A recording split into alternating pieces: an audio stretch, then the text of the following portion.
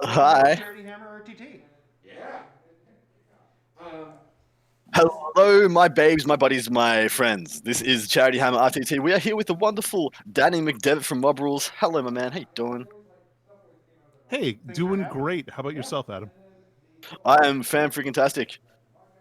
We have the wonderful Paul Do you and still have Harrison. Harrison playing Blood Angels. Paul playing Mono Slaanesh freaking Demons. What a legend both these gentlemen are. They're going to be playing for our viewing pleasure on Vital Intelligence, I believe. Is the setup. And so, what we've got on today, well, this is Charity Hammer Out That is the Cancer. This is mission. the Yep, that looks like the mission. third in the series. What are you able to tell us a little bit about Charity Hammer? You're a little bit closer to the pulse than I am, Danny. But what do you know of this event? That's fine. I just needed the stream to be going. That's all. Yeah. All right, guys. I'm gonna take off. So, Danny? Charity Hammer is an event that's run with Colin Sherman organizes this event, and it's held every year around this time. And this year, the cause is, or the title of this one is Hammer Out Cancer, which means that we're going to be raising money for the Fred Hutchinson Cancer Research Center, as well as the family of Vincent Price, who's a local community member who who has cancer. So, really excited about this event. Donate whatever you can. There's a bunch of cool prizes to win. Have you seen those? Yeah.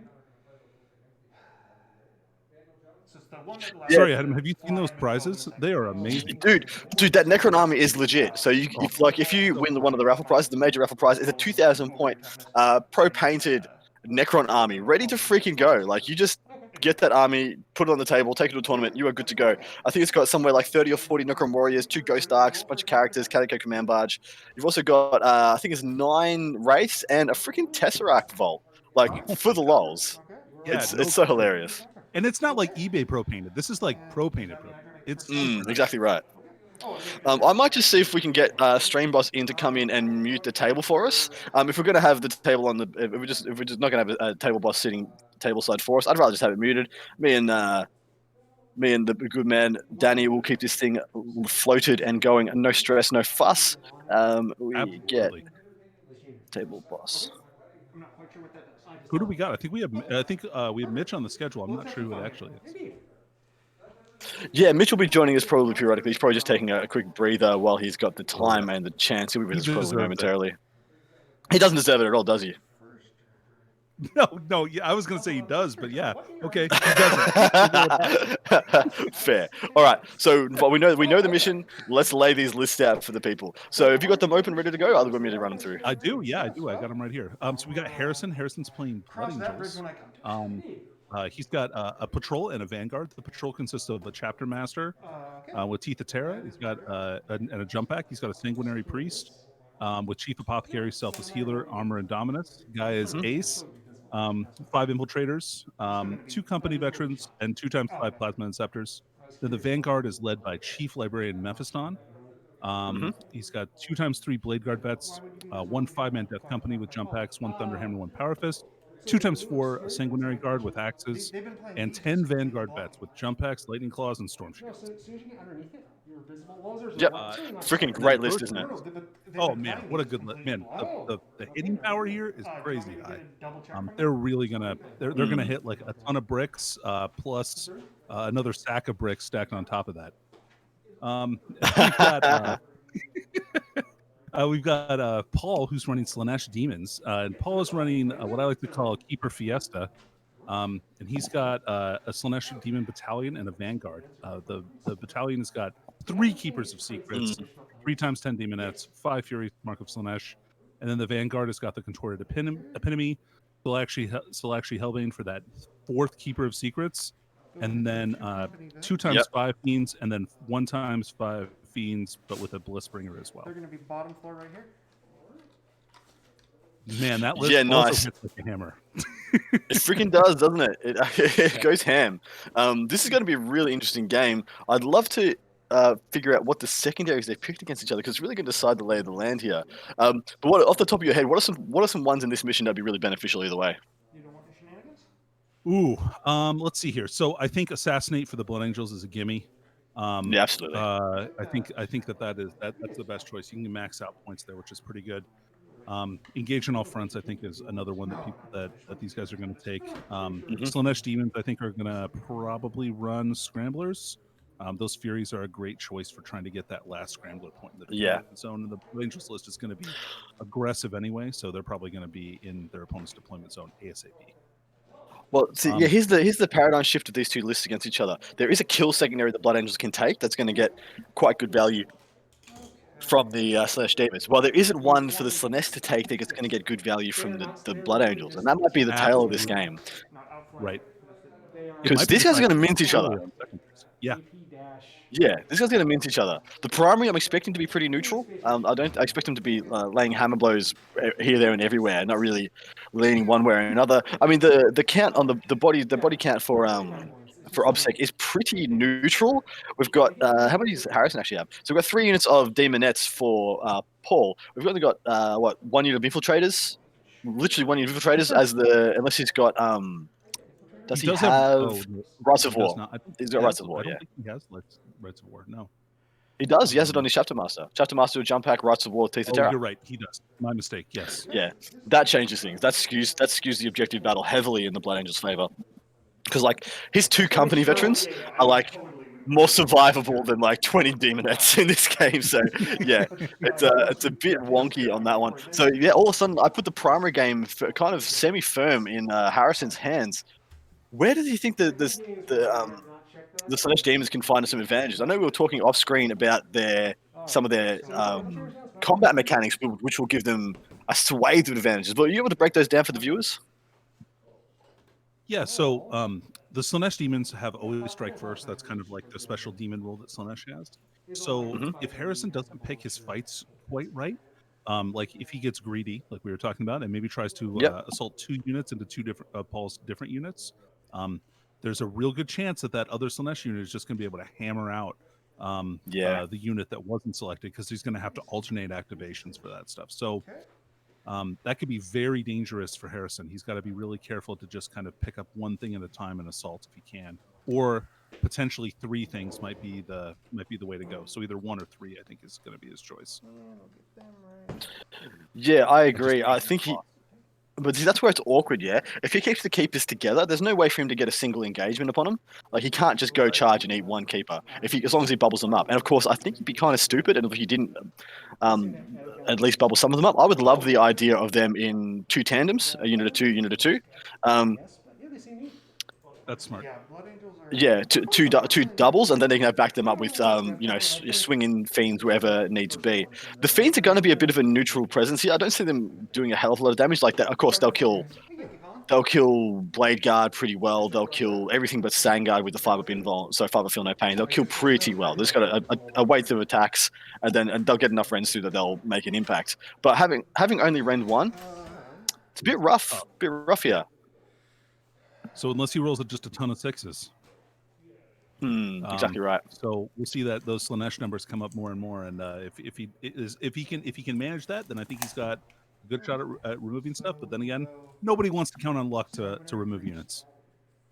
Yeah, no one at all. So we just had Colin jump in. He's turned the mic off for us, so we're going to be able to call this game pretty much as we see it, as it lies. Do you know what the good thing about this one is? The updates. The updates from the opponent really matters in the long run because the outcome's gonna be the same. There's gonna be a pile of bodies. The updates from the players, we're not going to need that much. We can see these are 2 combat armies. We don't know everything they're going to be doing. But the only shooting elements of this is the 2 units of Plasma Inceptors. It's actually going to be very important that Paul rolls some decent Exalted traits on his keepers, because you want us to have some 4-up invulns or some -1s to wound. Otherwise, those Plasma Inceptors it'll literally pick up a keeper each, really. Yeah, especially with the Blood Angel stratagem, Descent of Angels, where they can come in and hit on 2s and then reroll 1s from that captain. Yeah, exactly right, man. So on your math, how many Sangard or Blade Guard does a unit of Fiends kill? Let's see. So they get, I believe they get 20 attacks with their normal attacks. Now these are 2 damage, so failed saves are really going to count here, right? If they don't have a feel no pain. But I think they kill. Ooh, I think they kill 3 or maybe even all 4. You don't have, like, Depending multi on vehicles. now the key part here, right, is if they're within range of that feel no pain from that sanguinary Yeah. priest. And that can Yeah. really skew the math in favor She's of the Blood Angels. like a magnet. Yeah, absolutely right. The 2 damage is really a big deal. Sometimes I forget they have 2 damage. I think they're far worse than they are. But they got 4 attack to strength 4 -1, 2 damage, and a 6 to wound is rend 3 instead of rend 1. Yeah. Yep, and then they also have they also each get a tail attack as well, I believe. That's D3 damage, so that can be an extra little hit that they can do. Yeah, he does have the ability to mess with. I guess Mephiston being the only psycho here for the Blood Angels. He's taken Smite and Vitaris. I don't know what Vitaris is. The witch? So he listed on his powers for Chief Mephiston, he's got Smite and Vitaris. I don't think there was a power called Vitaris. Never heard of it. I just think he hasn't listed his powers. I'm of the opinion it's probably Unleash Rage, and if he's taking Unleash Rage, maybe he takes Blood Boil as well, like the damage dealing ones. No, these are Vanguard. God, I sure hope so. Unleash Rage is such a great power for Blood Angels with the amount of attacks that they can throw out. Really amplifies their killing power. They kind of fixed them. They should have made the plasma pistol or the plasma thing more expensive, not the whole body, because no one was complaining about the bolters. So I like that Paul is just kind of lining right up on the table edge. He's ready to go. Both these armies are so fast. Do you think Paul could land a knockout blow on the first turn if he goes super hard? Yeah, look, I'm of the opinion that Harrison is the one who's got the time to work into this. So I prefer to see him not deploying on his line. And 100% he should have the Plasma Receptors on the table. So he can use the Plasma Receptors to really wear down a couple of things before he engages. And so he can, if he wants, he can dictate the engagements, dictate the strength of things that he goes into. His opponent doesn't have that privilege. But the best thing he can do is cast 4 Smites. It's the best damage he can do from range. There's a thing called the Living Whip that most of his keepers have. Do you know what that does? The Living Whip gives them a shooting attack. It does do some damage. I believe it's 6 shots at strength 6 or 7. I'm gonna pull it up here real quick. But it does give them a little bit more option for engagement. You're pretty safe for the next like 2 or 3. So for the Khan, apologies, we don't actually have a table boss for this game, unfortunately. So we're not going to be able to get the information from the table directly. We're actually probably going to get the table turned off just so we have one clear information stream rather than having 2 being kind of half-assed. I'm hoping that's preferable to you guys because unfortunately without a table boss we can't really get those tidbits from the players as it happens. We would have to be interrupting the game to get them to stop playing to tell us what's going on. I'd prefer rather just call the game as we see it in action and give you one good piece of production, like I said, rather than half-assing both. How do you feel about that in chat, guys? Please let me know how you feel about that. We will try and work something out otherwise. But Danny, is that preferable to you as well? Yeah, that's great. And just to reiterate, that Living Whip is Assault 6, Strength 6 -2, 2 flat damage. So keepers hit on 2+, and it won't suffer a penalty for shooting into melee because George just says make it up as you go along, Adam. Man, I got this far doing that. You're going that wrong for me. It's been working out pretty good so far. Danny, you there? Can you not hear me? Danny? Yeah. This will be entertaining. Ooh. Hear me now? Okay. Danny left, but Danny's back. Can you hear me? I can, man. How you doing? Oh. Good. I'm a little different. Yeah, so I'm just reading the board. You guys can hear Danny, but apparently I can't hear Danny. Are you talking right now, Danny? No, I was quiet. Cool. Okay, cool. I can hear Danny again. Easily. So For the Khan has told me to slow down, dude. I will endeavor to measure my tempo more accurately for you. So we had the Blood Angels deploying in the top right, Slaanesh Demons in the bottom left, as probably is easy to see. What are you seeing so far, Danny? Anything here that's giving you any interest or intrigue? I definitely think that the Fiends are beasts, so they can move right through those ruins in the middle of the table. So I think that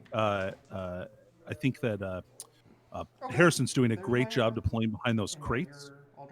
That kind of allows him to get a little bit of protection from assaults and shield some of his more important units from getting tagged by those Fiends right away.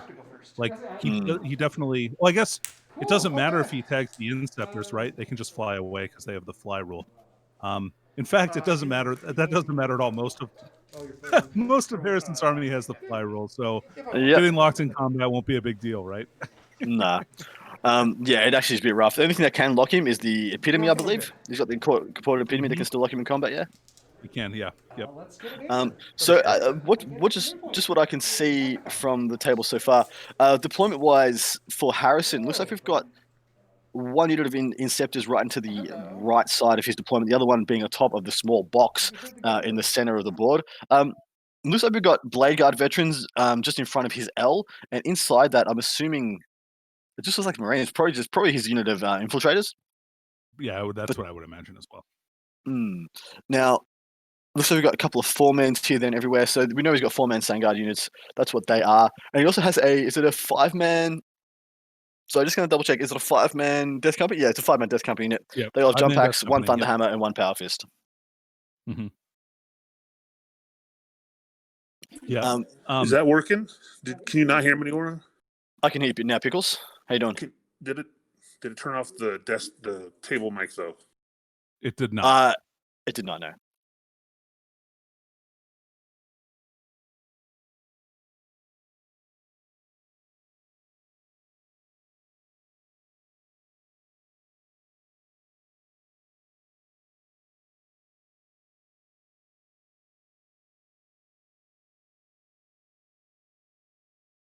Be quiet. I think we're good.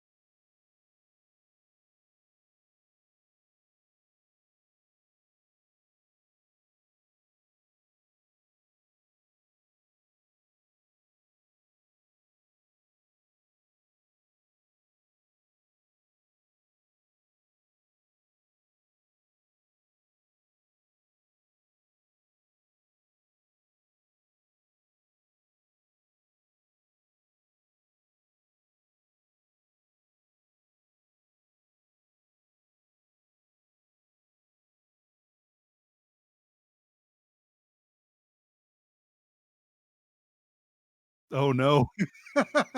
Oh dear. Don't say anything bad. They're gonna unleash. That's right. These are pretty tame dudes. These are pretty good lads. Yeah. Harrison's like ain't no potty mouth than Harrison. That's right. And, they can hear us now. Paul, they can hear us now. Cool. Degenerate. Yeah. Okay. Cool. Good. Anyway, Paul's a great guy. Oh, lovely man. Never say anything bad about him. Jeez, I'd marry him if I could. Yeah. Thank you so much, guys, for sitting with us. Peter, you're a lifesaver. Love you, man. Okay. Where are we at? Paul's taking his first turn here. He's doing his movement phase. He's advancing up the center of the table. A good move for a close combat army. Yeah, exactly right. He's taking a lot of board dominance as well. This is an interesting ploy that he's put up everything. I guess he's using the Fiends as the bait to try and bait in the investment from the Blood Angels. I would love to see him keep these keepers in tandem, though. I don't want to see them spread up too much. Yeah, I hope that's the path that he takes. I agree. I think that's the smart move. We'll see. It looks like it might be 2 in the middle, and then maybe 1 on each. I don't know if that's the best move. We'll see. We'll see. Yeah, I don't know if we'll see. Yeah, proof will be in a pudding, 100%. Danny, which prize do you want to win?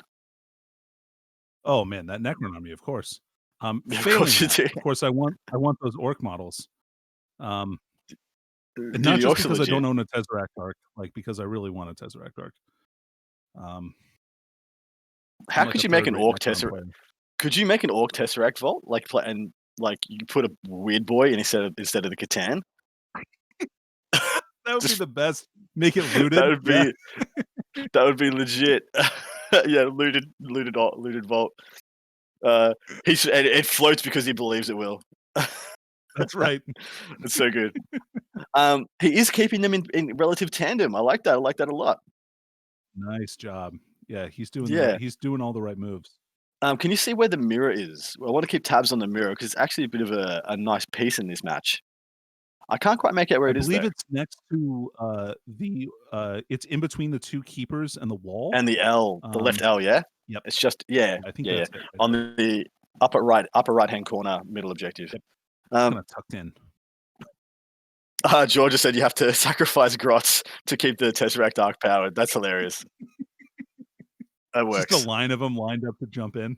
Yeah. Or a guy Just a with from the shock attack gun sucking them up into a vacuum. Sucking them up straight in. That'd be sick. Love it. We're into the Psyche phase. Looks like we've got some stuff going off. I'm assuming it's literally just going to be the Feel No Pain power, and then probably a Smite or two. Man, Yeah, keepers are so Can he good. throw the -1 to hit? Let's see what the powers. He's got 3 keepers, so I'm assuming he's got every power, right? I mean, plus the epitome is a +1 to cast Psyker too. Yeah, it is. Quick look. So he has Delightful Agony's Hysterical Frenzy on one. Then he has Cataphonic Choir and Symphony of Pain on the other one. And then the last one has Symphony of Pain and Purveyne of Slaanesh. So yeah, he's got all the powers pretty much. And then the Contorted has Phantasmagoria and Hysterical Frenzy. Oh yeah, so he's doubled down on. He's doubled down. Oh, dude, the gem. That was such an epic play in the last game. Oh, so good. Almost game winning. Yeah, so strong. And that'll be really big here. Like, MF tries to double move into you, turn him off. Smash Captain who tries to double move into you, you'd turn him off. Really, really big here. So good, yeah. All right. So what's the response? Looks like he's killed one Sangar to put a wound on another. It's probably with smites, either that or whips. Does anybody in the chat know what the living whip does? I believe it's like. I just looked it up. Yep, lay it on me. It's assault 6, strength 6, -2 AP, 2 flat damage. Nice little Avenger Gatling cannon there. Yeah, and since it's an assault weapon, the keeper can shoot it into melee without penalty, hitting on 2s. Nice. What's the rule that's shoot into melee? Is it a pistol? No, it's the keepers are monsters. Of so course. That's actually kind of sick. Yeah, because they could pull themselves out of combat, like if they're tied up with 1 or 2 dudes and they get another charge off. That's quite nice. Yeah, exactly. Yeah, you can't lock those things down very well. So much flex with these guys. I mean, naturally, like any mono god demons army hasn't got a lot of flex. But adding in those little bits and pieces like that really open up like a myriad of different options. So I noticed a lot of these guys don't have the shield. The shield gives them a 6-up Feel No Pain. Of course, they would take their whip over the shield, is what he's made his choice out to be. I'm not sure if I prefer the shield. I'm not sure if I prefer the shield over that because I just feel like they got 16 wounds and the shield equates to them having like 19 wounds. It makes a big difference. It does. I do like the 6-up Feel No Pain. I think that's probably what I would take if I had the choice. But I understand the flexibility is definitely nice. Well, you take the shield into kind of more mixed demon armies when maybe you got some flamers, you got a bit more of a smite battery or a keeper or stuff like that. Maybe in mono you have to go the whip. Like you've got 4 keepers as well, so maybe it is just whip. And the other thing is the shield does cost 10 more points, I believe. Okay, yeah, that would make sense. It definitely should cost you points. Yeah, for sure. So looks like we're into the charge phase already. He's going to get these everything in this army can advance a charge if people didn't know at home. So these wraiths, 2 of these units of fiends can easily be making contact this turn. What is the unit? Is that the Death Company sitting out front of his line in the bottom in the right hand side? Correct. That is what that appears to be to me as well. Yeah, unit of 5 guys with black armor. I'd assume that's it. Those wraiths could do that charge and dump on that unit. I'm not sure if they want to though. Like, Sure. yeah, I'm not sure if they want to. That unit So, has got any and storm the other thing shields, is so oh, sorry, go ahead. yeah, there you go. No, you go, man. I was gonna say, so you have to be within 6 inches of a Slaanesh character to benefit from that, from their to benefit from advance and charge, Advance and and I'm not sure that charge. there's anybody around them. You are correct. You are correct. There's no way they are. They're probably just there to tie up 2 objectives then. Um, uh, so what's just so big charge has been made. They have just gone and made a connection with that unit of Sangard that was at the front. The important part here is tapping the Inceptors is where that's Oh. really gonna be nice. So what's rough is that there's no reason for those Inceptors to be that close. Like, just look at all the deployment zone he has available to him. They could be 12 inches back from where they are. Yeah, they could have been in that L, like, Yeah. that would have been the best play, I think, because 18 inches, they can reach out, And and the Slaanesh army is gonna get close to you. dude, absolutely. Admittedly, if you go first, they don't get to shoot. But if you go first, I don't think you care if they don't shoot that one turn. You know they're going to get value for the rest of the game. It's like literally only Yeah. one turn they're not going to be able to shoot, and they got an effective range of 28 inches with the 10-inch move. And yeah, and their assault. Hell, if you didn't want to overcharge him, you could add another D6 onto that range and just not kill yourself. Yeah, maybe like, George is saying in the chat, maybe he didn't really realize quite how fast Slaanesh Yeah. demons are. Quite how fast they like. If they will first turn charge you, like in just about in vast majority of games. So do fiends move 14 or they move 12? Yeah, They move 14. Yeah, 14 plus D6, so they can move 20 inches and, yeah, declare a charge. Pretty fearsome speed. Yeah, for real. So You really gotta watch out for that. he didn't declare a charge with the bottom right-hand unit. So, yeah, Owen Bangles. I love how it's called Owen Bangles, and he's watching the BA. You're watching the Blood Angels game. The BA have Descent of Angels strat, which makes those interceptors crazy efficient when they're coming from the deep strike. Why does it just makes them? Why does it make them better than regular ones? Is there an extra buff that they get for off the reserve? Yeah, correct. Descent of Angels gives a +1 to hit, if you arrive, via deep strike and reroll charges. Oof, hot. That is very hot. So yeah, you have to pick. Can you pick them up? Can you Descent of Angels while you're in combat, or do you have to be outside combat to be able to do it? You know, I'm not sure on that. I haven't used that yet in the Blood Angels games that I've played. Uh, I'm gonna Oh, double sorry. check that. Apologies. I think I'm talking about Wings of Fire. Upon Wings of Fire. Um, Yeah, yeah. Sorry, I assume that's what you were talking about. yeah, yeah, yeah. Because you can pick them up and then they have to be held a turn and then they come back down. Um, yeah. All right. So looks like he has taken down those Sangard. So there was 3 Sangard left there. 1 on 1 wound left. So 5 wounds from race. That seems to be an easy done. And there goes the tap. That's the tap coming in onto the Inceptors. So are you guys saying that he could Wings of Fire this unit? Because if I think that is a possibility, 100% he does that this turn. Oh, yeah, for sure. Because they're already not going to be shooting his turn 1. You might as well put them up, and then use them and shoot them with the +1 next turn. But yeah, look, interesting swings. We've got a couple of units of Blade Guard here who could pivot and go into those I keep I say race, but those fiends. Blade Guard versus fiends, I'd feel pretty good if I was a Blade Guard.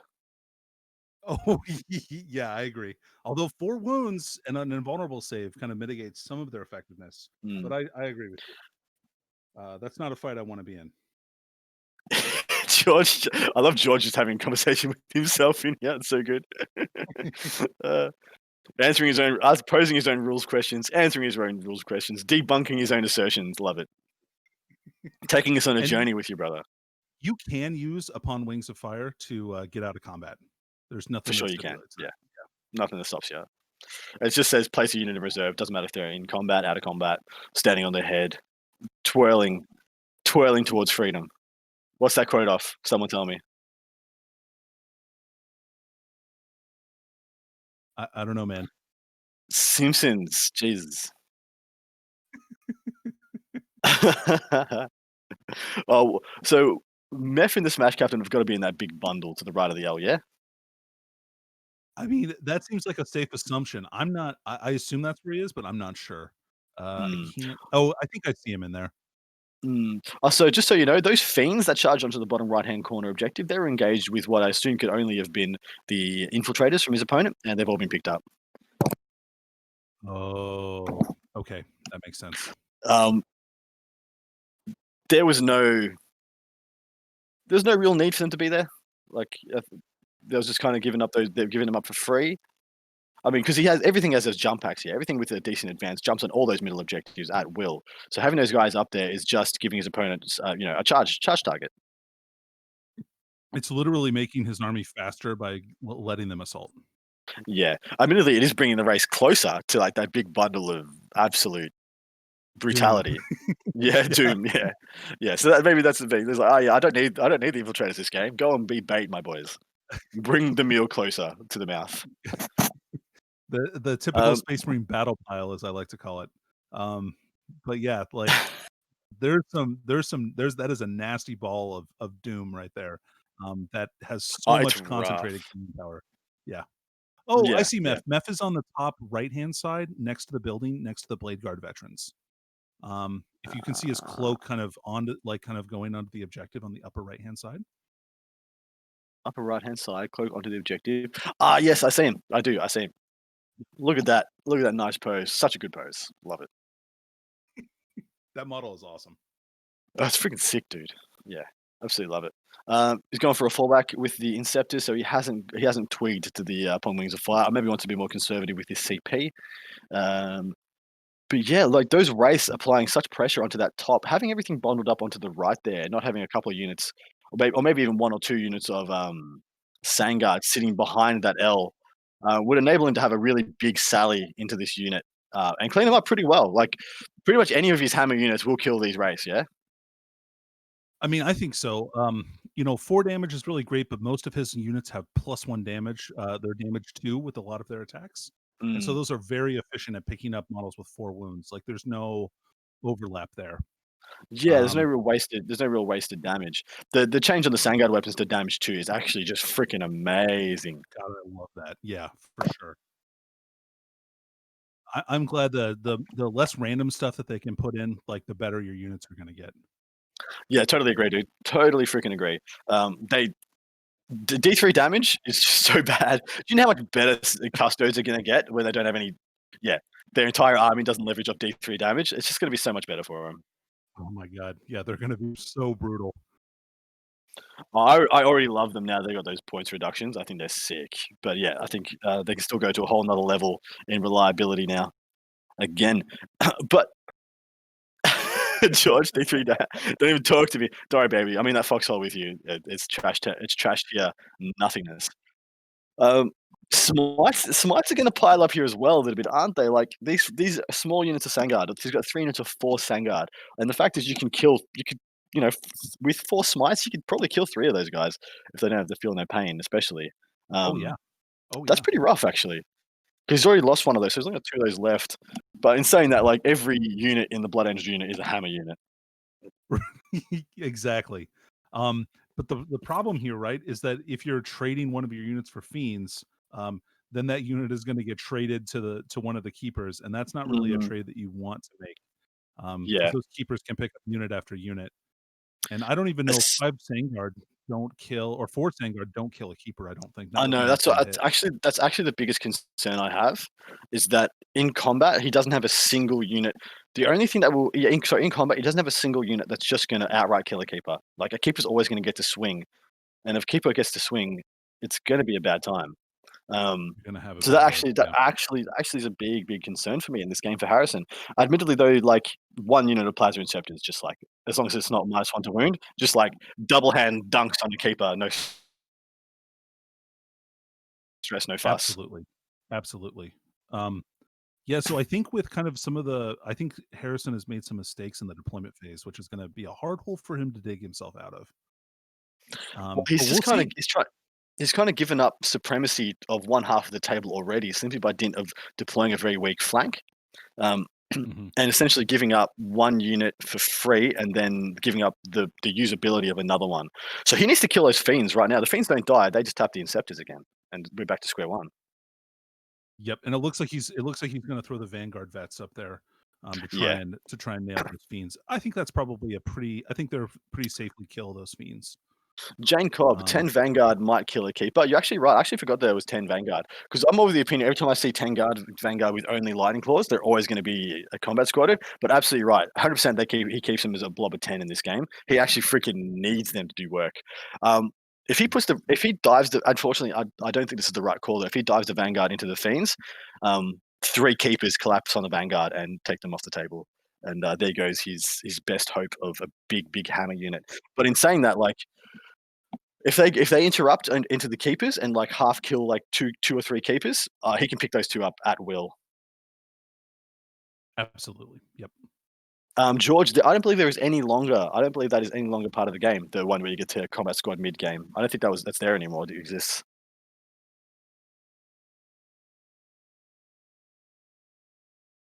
It actually would be big here. But you can only do it when you still got 10 dudes, can't you? Then the one used to be if you lost one guy, you couldn't do it anymore. Right. Yeah, I think they did lose that stratagem. Yes. So just a quick call of the game. The Death Company have moved directly down to engage the Fiends in the bottom right-hand corner. The Vanguard vets have moved up and to the left to engage the Fiends in the top. He has no investment going into the middle of the board right now. Everything looks to be scooting towards the edges. I don't mind that play. The middle of the board is where Paul is the strongest. He has 4 keepers and a unit of Fiends that can collapse on anything that makes inroads straight forwards. And it looks like he's trying to shield off the Vanguard vets from opposition by putting the Blade Guard in. I would love to see the Blade Guard actually go for a charge into the Fiends, tie them up, and become a roadblock in front of the keepers getting through that gap into the Vanguard vets. If he can pull that off, I actually think that's a really clutch, clever play. Yeah. So you're talking about in the center L. Yeah, right in the definitely middle. There's 3. Sorry, you go, Danny. Oh no, I was going to say I totally agree with that. I think that is the play. It's exactly what I was thinking would be my play if I were in your shoes. Because it's no bueno. Like the Vanguard vets are the most important unit for Harrison. No ifs, no buts. Whereas it's actually interesting in this. This is actually juxtaposition to what I called in the last game with the White Scars versus the Sisters, where the White Scars just had more stuff to throw away because they combat squadded all their Vanguard vets. He just got to bleed. He just got to bleed out his opponent over time. So yeah, the keepers, the Slaanesh players in the same boat. He essentially has 7 hammer units, being 3 units of Fiends and 4 keepers that at any point, any one of them can explode or spike and just eat a whole unit by itself, and then not be killable in return unless it's by this Vanguard vet unit. Right. Right. Exactly. And God, he's got to make that long bomb charge too, because that is a long charge. You're absolutely right. It is. He's going to have +1, so maybe it's an 8, like opportunistically, because it looks around 9, so maybe it's an 8 on the dice. One of those keepers also has minus damage. Yes, they're going to be almost. So I don't think there's any way to get minus damage on keepers, but they get -1 to wound or a 4+ invuln as base is their 2 best applicable buffs they can roll up. And the -1 to wound is only for shooting attacks. So are the blue models center right Inceptors? Yes, they are. Both of the blue units you'll see are his Inceptors. The red models are his Death Company, and the black models are his Vanguard veterans. Yep. That's correct to your mind, here too, Danny? Yep. Nope. You called it 100% correct. Man, freaking tastic. Who wants me to tell you about Charity Hammer a little bit? So, too bad, I'm doing it. Charity Hammer is. I want you to. I want to hear all about it. Tell me about it. Thank you, Danny. Charity Hammer is an amazing initiative started by. So we'll just do quick donate. Charity Hammer is an amazing initiative started by Colin Sherman and Mitch Pelham from the Best Impaction podcast with the assistance of Chuck, of course. And every year, around this time, January, they usually put on a big event to raise money for a certain charity. For the last couple of years, it's been for an organization called Child's Play that support sick children in hospital with gaming aids, entertainment aids, things to keep them happy and comfortable while they might be in hospital for an extended period of time. Amazing initiative. So right up our alley as a community. Things to help children, as our love for the game stems from being introduced as children for a lot of our cases that I've been told. But this year it's for a gentleman in the local community. I think his name Vince. His name is Vince. Yep, Vince is a great guy. He's a member of their community as well. Yeah. Yeah, I remember the community in the Greater Washington area who's unfortunately had a pretty significant cancer diagnosis. So all donations and all proceeds from this charity fundraiser go towards assisting him with his medical bills and make sure he remains comfortable, safe, and as healthy as possible. And also, further donations will be going to cancer research to hopefully help prevent things like this in the future. It's an unfortunate reality of life in this day and age that most people and most people in their lives will be touched in some way by cancer, either through a loved one or a family member or a friend or directly themselves. And so anything we can put towards helping people through those trials is, especially as a community, I think is something we should support each other in doing. So please head over and donate if you can. There is some, if every $30 you do donate towards the cause, you'll get a raffle ticket into the prize pool. There's some legit prizes here as Man, well. are there some? So, Oh my god, do they're fantastic prizes. you want to unload on the prizes, Danny? Yeah. Oh man, there's so much stuff. Okay, so they have a Fire Orcs, like Speed Freak style army with buggies Mhm. and a bunch of other war bikes and a bunch of other great models, some DACA jets. They've got, I know there was a couple of game mats Yep. from Frontline that are available as well. There's a bunch of other individual models. There's a knight, and like the biggest prize that you can win is that pro painted 2,000 point Necron army that's in like this beautiful Mhm. gold scheme. Yeah. Has a Tesseract vault that's painted up gorgeously, a bunch of wraiths, a bunch of warriors, a ghost arc, and some characters. Super cool army, beautiful on the table. Yeah, it's the kind of army you'd be happy to any player would be happy to own. Even if you're not a Necron enthusiast, Necron lover, it might just turn you into one. That is encompassing 2 Ghost Arcs, so it's got a Catacomb Command Barge and another Lord on foot. It's got 2 Ghost Arcs, 40 Necron Warriors, 9 Wraiths, which everyone know well, sorry, I think it's 10 Wraiths. 1, 2, 3, 4, 5, 6. It's 11 Wraiths. There should be a 12th there somewhere. Maybe it's one behind the Catacomb Command Barge, I can't see. And I think then it's 12 and it's 3 units of 4 was the list that Chuck yeah, showed yeah, me, yeah. so Which dude, 12 Wraiths is legit. 12 Wraiths is that's a very lot of nice. rates. Uh, just add some scarabs and you got yourself like a close to top tier Necron list from this position. Baby, you got a Tesseract, stew going. you got a stew. Arrested Development, yeah, come back to me. That was Arrested Development, yeah. That Hmm. wasn't Parks and Rec. Man, I It get was. Yeah, confused. no, that was Arrested Development. Cool, Yeah. cool, cool. I'm not tripping. So the Vanguard veterans haven't made their charge. Didn't look like much shooting impact was had. Actually, I think there was some considerable shooting impact. You see those race that were on the bottom right-hand corner? Yeah, those fiends are gone. Ain't no race anymore there, baby. Interesting to see what he's done with the Blade Guard. Those Blade Guard are going in front of the Vanguard to literally body block rather than being a speed bump, which is what Oh, I thought they might be. that's not Is terrible. that no, not terrible at all. The unfortunate reality is those, depending on what they roll on their advances, those keepers can go right around those guys. Which might be bad. Yep. But the other good thing is, let's say the Vanguard veterans wipe the wraiths, those Blade Guard just get to move 6 inches towards the, I keep saying race, towards the fiends. They just get to move 6 inches directly Yep. down left to back to where they wanted to be anyway. So this is kind of a best of both worlds, um, but yeah, best of both worlds engagement for them, where they still get to attribute attacks should the Vanguard not do enough work, and then should the Vanguard do what they should do, literally, they should just wipe this unit. He'll move 6 inches back to almost where he wanted to be, and those guys will have taken no attacks because the issue was, they charge the fiends and they lay an egg. You might lose 2 of them, and then you weren't doing what you wanted to do anyway. Right. Actually, so this is maybe one of the better plays that Harrison could have made to keep his army in the game. He's got the Death Company unit in the lower right hand side. There's Yep. nothing there that can touch those guys. Those guys are going to score primary for him on his next turn. Man, so you Which is remember what I was awesome. saying about? You remember how I said that that Harrison left a pretty weak flank before? Well, Harrison's just flipped it. Now his opponent has a weak flank. There's nothing over there that's going to contest those Death Company. Admittedly, he could pull that middle unit of fiends over, dive them down. They would do the job, but then they just get traded out Right. against the Blade Guard and the Plasma Inceptors, who will eat them for lunch. So yeah, this is an interesting one. I think the keepers need to go straight in next turn for Paul, but I think if they do, they will do very well. Oh man, they're going to do work. They can do absolute work. I'm going to jump out of this chat for 1 second. I'll be right back. I just need to answer a question. Yeah, no worries.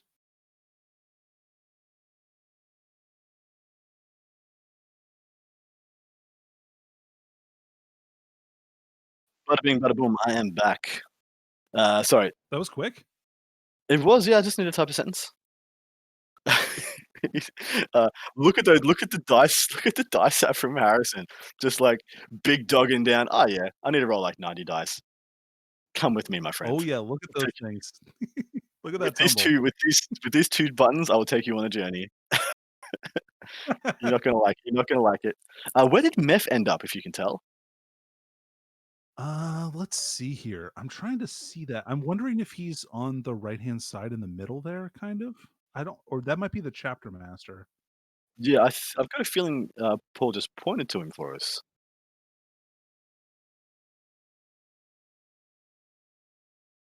Ooh. 27 wounds went through. So 4, 8, 12, Ooh. 16. There's 20 wounds in that unit. He overkilled it by 7. Fair. Fair call. Yeah, fair shot, brother. Vanguard vets, man. Vanguard freaking vets. They do all the work. All of it. God, what a nasty unit. Mm. You know, I will say, this like I'm really glad to see Lightning Claws getting more play in Space Marine. Since that was kind of something you didn't really see as much, and it's cool to see them get used a lot more. Well, so I'm of the opinion. So you funny. I talked about this on the last one with Pablo. Last edition, thunder hammers and plasma guns, rampant. Was the easy two Right. best profile weapons you could get, and now it's melter guns and lightning claws. It's just funny how you got that paradigm shift between things. Actually, I'm not quite sure if Paul did roll his saves or he just rolled his saves then. So he's picked up 3. Sorry, apologies, guys. I Oh, didn't. We okay. missed this. They warp surged for a 4+ invuln. Damn good call by Paul. 100% you do that. Because now his backfield's a bit exposed to these fiends. They could go into those inceptors again and just kind of mess them up, keep harassing them. Or they can do a bunch of stuff. They can go hunt a character if they want. They could try and pull down Meth. Admittedly, I don't think they pull down Meth. Meth with a 2+ save and a 5 feel no pain, and I think he's like 6 or 7 wounds. I just don't think he had much chance. But they'll just go harass. They'll go harass again. And yeah, the first engagement for the Vanguard, and they didn't show what they needed to show. Good thing here is those wraiths in the middle are still probably closer to the ones in the top left. So those Blade Guard can still do the console and pilate, consolidate. I just mixed up those 2 words. Did you notice? No, That's you're so doing good. fine, They're man. pile Yeah. and oh, thanks, man. They consolidate and pile in towards the middle of the board. Yeah, let's see if those fiends live through morale too. They are going to have to take some morale tests. I'm sure they'll be fine, but So there's yeah, a chance they could fail, and I think there are 7. yeah, I think they're 7. There would be, I think, 9 or 10 next to a keeper. But yeah, they should be fine. They should only fail on a 6 and then lose 1. So if they have 1 left, unless he rolls a 1 or 2 on those dice, it happens, and that would actually be a tragedy. That would actually be really horrible for him. So of his so he's got 1 compromised unit of fiends. He's lost another unit of fiends. And yet look at Harrison go. He's doing what we thought he was going to do. He's going to pile in and console those Blade Guard. He's going to create that wall. Well done, my man. That's a very, very good play. So I think those 2 keepers in the middle, do they fall back towards the bottom and put smites into the death company? What do you think they go, man? What do you think they do? Ooh, that's tough call. You do not want to have to put smites into Death Company because they naturally have a feel no pain at least. That's true. You want to put it into something a little bit more valuable. Now there might be enough space where he can kind of squeak around there. He might like the one with the orange on its base. It might even be able to move fast enough to get in combat with those Blade Guard veterans this turn. Well, so here's the thing, yeah. Do you think if one of those Blade Guard die, he can move that base through? Ooh, So between he's got 2 maybe. whips. Remember he's got 2 whips, and he's gonna have 2 at Oh least yeah, 2 whips smites that can and get in there. smites. Yeah. So he's got a good chance of killing 1. Maybe if he kills 2, then this isn't an impediment at all. He can put a keeper an inch away from them, and then it's probably gonna have a 6 or a 7 straight into those Vanguard, and that's gonna be a can of whoop ass that probably didn't need to happen. Where it would have been better, Absolutely. because see, Harrison only took his pile. He didn't move another 3. He only moved 3 inches with him. If he moved another 3, then even if the Blade Guard went down, the charge into the charge. So even if the charge into the Vanguard for either any of those units would be huge. It would be a big charge. So maybe he just forgot he had another 3 inches there. Yeah, that's possible. And if I were Harrison, just like accepting that they're going to away and taking out the middle guy instead of taking out one of the edges, just to make sure that he can't fit that big ass base through there, would be a Mm. big would be a big boon. Because just like in 8th edition, in 9th edition, you can move within an inch of a guy, as long as you either declare him as a charge or you don't finish within an inch of him. So you could slide past a dude to go past, and they just go straight into the Vanguard vets, as in you do not charge the Blade Guard at all. But he can still dive 2 keepers into these. Oh, look at that keeper just sling themselves up. He can still dive 2 keepers into So these fast. Vanguard vets. Here comes the other one. Yeah, he's still bum rushing 2 in, man, and that's bad. Oh, no, he's putting the epitome in. Is he gonna go with the other one as well? Oh, you got And an the 18-inch epitome move there. fast too. They're all 3 can make this charge. Yeah, this ain't gonna stop. Oh, And now he God. can legitimately try and go for 5, line up 5 freaking smites into those Blade Guard. So they're not gonna be an impediment at all. I think if he moved another 3 inches, he could safely say he's not gonna take any fire from the middle, but the fact is those other 2 keepers are probably gonna make this a non-event anyway. Man, their speed is just so phenomenal for the amount of attacks and firepower they put out. Uh, Danny, have you been keeping tabs on things like the Dharmacaron and stuff? Oh yeah, big time. Or as I call it, I'm the dim sim? Man, what a great name. I love it. It's the best. It's the big dim sim. But what are your thoughts? Because people comparing the keeper to the Dharmacaron. I think the keeper's better, because of the Oh advance yeah. in charge without needing to get onslaught off, and because, yeah, well, it's a psyker, and it actually just kills better. But not that much better Ignoring terrain comparatively. is spicy. The ignoring terrain is spicy on the Demicharon though. It Uh, freaking is, yeah. but that's the only thing the Demicharon has going for it over the keeper, in my opinion. Like the killing power on the keeper is a little bit more. Plus, it's a psyker, which is an advantage and a disadvantage for secondaries. Um, Mm. and although less now, I guess, since Boar the Borgo Witch got changed. a Yeah. little nerfed. Yeah. But how many points is a dimmer? How many points is the dim sim? Let's see. I 'Cause it's believe it's 220 or 230 for the keeper? the keeper's 230 base, and then Mm. 240 if you have a shield. Uh, Sorry, I'm more familiar with that because I've been kinda Paul's list is almost exactly the same as the list I posted for the Games Workshop, like, win an army challenge on their army builder, like, Yeah, literally model for model. Um, it is. yeah, the Actually, Dimicaron is 230. He's the same points. same points. So that's why everyone's comparing them. Um, yeah, look, I really like Paul's list. I actually like it a lot, man. Maybe one keeper. He's got one keeper too many. Maybe he doesn't need either the epitome. Actually, that's what I'd probably do. I'd probably drop the epitome, take 3 units of Furies, Yeah. just to be like secondary enablers, and then like Mhm. maybe it's a Herald or a DP on a steed or wings. I mean, sorry, that's 210 points. Like it's only 20 points more than a DP to get a freaking keeper. They're not comparable anymore. Like a keeper just Ye is so much better. Absolutely. Blows it out of the water. Yeah, the list that I've been talking about was 3 units of Furies, and then also instead of the epitome, I had an Infernal in Rapturous instead, because I like the aura on that. What does the aura do? I think it's miscast on any doubles, like, within a super high range. Ooh, that's Um, not bad at all, actually. yeah, and it's just a nice little support character.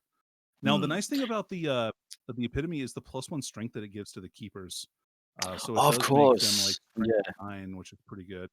Mm. I do forget about that, but it is like 200 points, isn't it? Yeah, I think it's like 180 or 190, which It is is 210, man. oh, okay, never mind, my Yeah, bad. I was that's totally why I've off been like, base. yeah, there's so many points in that, yeah, there's too many points in that epitome. It's like almost another greater demon.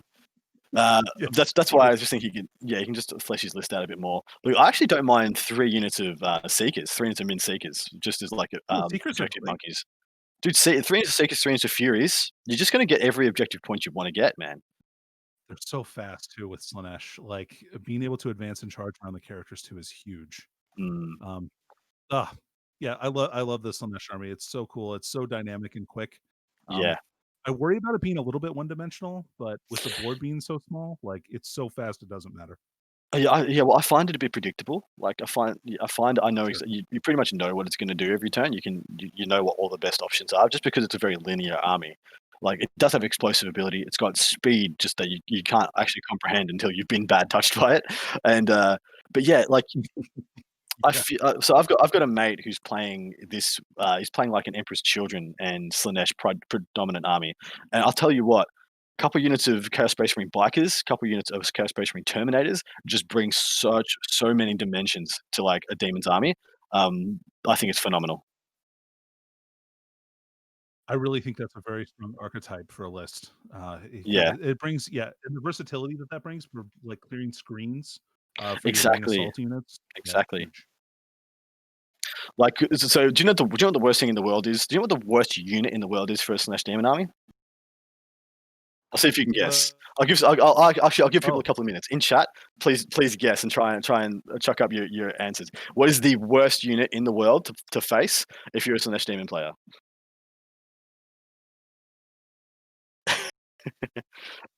I'll give you a couple of minutes to mull it over, Danny. What's the I'm what's the thinking. chat? What's the Jeopardy music? Dun, Do, dun, do, do, dun, do, dun, dun, do, dun. do, Yeah, do. yeah, that's it. People saying flyers, conscripts, knights. Any other guesses? Poxwalkers, not bad. Yep. I mean, the flyers is actually a good one. Yeah, that's a good Texas name. barbecue has got the correct answer. Cerberus Raiders. Oh, yeah. Oh, those There's things are no so annoying. worse thing in the world for Slaanesh Demon Army than 3 units of like 5 Cerberus Raiders. And it's like, okay, cool. I unpacked my army and I'm gonna put it back in the box. Uh, you win my admiration, Mr. Texas Barbecue, in the hopes that your Texas Barbecue is as good as your name is and your answers. I'm sure it is. Man, Texas barbecue is the best kind of barbecue, so he's got the right name there for sure. Absolutely. Um, you know what, Texas Barbecue? Yeah, You thanks. you know what? He's like, thanks. Yeah. You know what? I'm gonna put $30 in.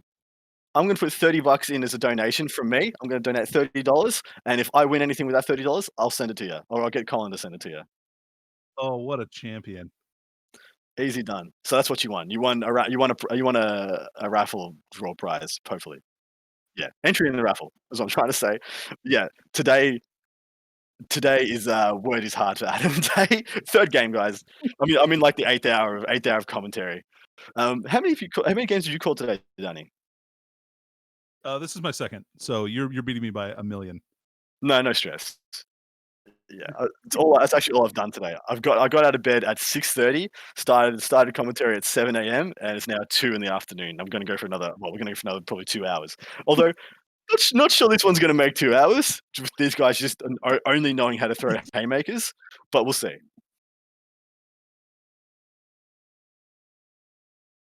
All right, so where are we at?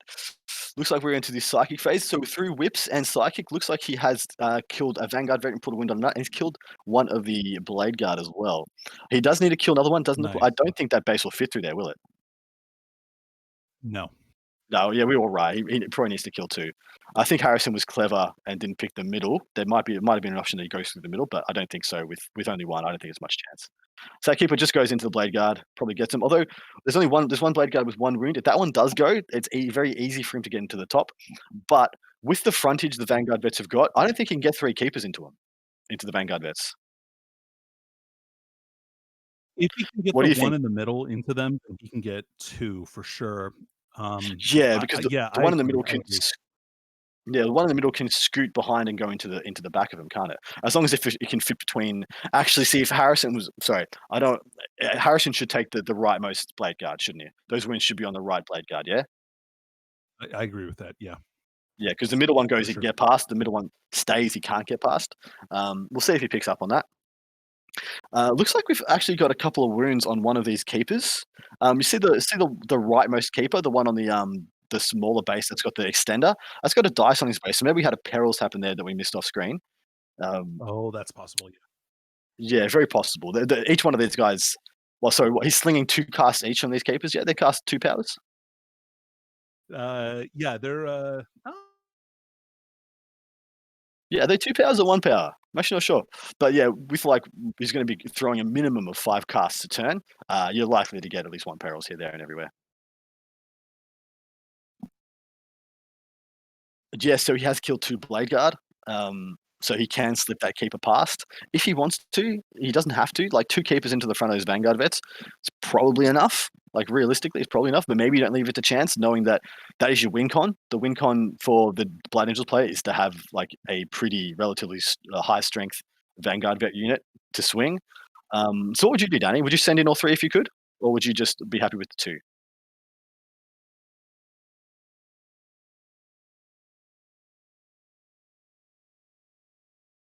Man, For the Khan is just laying into me, man. Take a breath, Adam. No, my passion for the hobby fills my lungs with joy that I don't need oxygen. Yeah, Just Danny, would needs you send in all Warhammer. 3? I do. I need nothing else. So yeah, would you send in all 3 if you could? Yeah, just to get the extra distance, like the extra assault distance. That's what I would do. Yeah, me too. Uh, Plus, just in case things go tits up for for one of them or whatever. hmm. Like they interrupt and get super lucky and nail one that took some damage. Yeah, it looks like the one in the center has a wound dial next to it as well. Yeah, there you go. So this unit of Vanguard vets is down to what I believe is 6 remaining. Now, what would be a crazy strong play is if you set up a couple of units of Sangard with that nice intervention to go in as a kind of either a body blocker or as a body blocker or as a bit of a counter assault. So then he gets a bit of a counter assault in his opponent's turn. But immediately, like the fight first would still open him up to some repercussions. So yeah, not quite sure if that would be the best call. Well, and then but if you do that, you've got all 3 of them bunched together. So man, Mhm. if they want to get into you, and I'm not sure what exalted abilities Paul has rolled. They might have 6-inch heroic. Ooh, yeah, yikes. True. So the fiends have gone into the death company in the bottom right. Looks like that one that we said might have perils has gone into the unit of 3 blade guard veterans. The single keeper in the middle has just tapped that single blade guard. I think there's only 6 vanguard vets left. 2 keepers is more than enough to get the job done there. Either they are all dead or it's like 1 or 2, and 2 vanguard vets does not a keeper kill. Yeah, no, I agree. For the Khan, I literally have actually tried to slow down just for you, mate. So if this ain't good enough for you, I'll go back to my regular speed because I'll actually rather just power on at my beautiful, beautiful cadence of choice rather than slow down and still not make you happy, mate. Jesus. Yeah, for a guy with a White Scars name, like you would think speed would be your thing. Doesn't like going fast. What is this? He's got to go fast. Um, so what happened before? When he took the vanguards into the fiends, and the fiends, warp surged as we thought, and he's left 1 on 1 wound and 1 fully healed. They've gone into the Inceptors. Interesting that he didn't overwatch the Inceptors. 100%, I would have overwatched the Inceptors, even to just kill Gotta that pull out one. all the stops right now, Yeah, right? even if you just kill that 1 on 1 wound and then you wouldn't overcharge, there's no need to be Right. suicidal about it. But actually, so in some circumstances, I do overcharge my Inceptors, where if let's say somebody has a 9-inch charge against me from reserve, I'll overcharge an Inceptor, try and get one killed, and make it into an 11-inch charge or a 12-inch charge. Um, Right. which is a nice little trick that you can do. Costs you a CP for an opportunity cost, but, if you roll, it's can be pretty reliable, especially if they've got over 6 models. You've got 6 chances to overcharge and kill a dude. Um, Right. and yeah, so just killing one of those fiends would be pretty big because in combat you're actually not too bad at hitting into fiends, are you? Like so, 3 attacks each when you're charged. It's a unit of 5, isn't it? Yep. So they've got 3 attacks each, strength 4. They're T5, so the fiends are only wounding them on 5s. Mm, It's not like they're gonna do a lot, but make sure they don't shoot. That's the whole point of it, right? Like, it doesn't matter if they yeah, actually kill anything. yeah. So he's got 16 attacks in combat. 15, 5 guys times 3 plus 1 extra for the Sarge. If you had one like half killed fiend, you'd actually probably kill it. Odds on. Oh, yeah. Oh, yeah, for sure. I think that's totally reasonable by the math. Mm.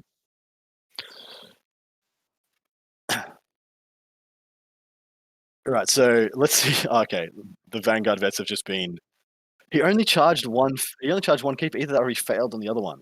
So that was the first round of attacks. Picked up 4. Here comes the. I think this is the claw attacks. He's got 2 more wounds there. Let's see what these produce.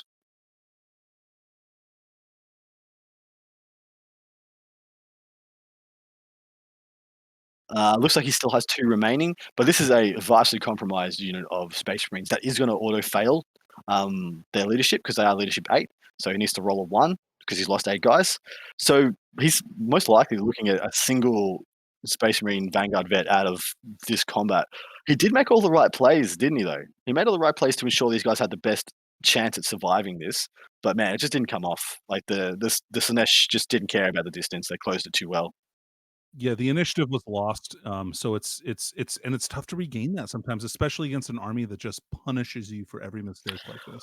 Well, the thing is, the Blood Angels have to fight on the Slaanesh Demons' terms Right. because the Slaanesh Demons went first. They got to sling Right, up the table, exactly. hold the objectives. The Blood Angels can't sit back and just shoot them. I mean, admittedly, they can do that for 1 turn as long as they had both units of Plasma Interceptors free and able, but they can't do that for 2 turns.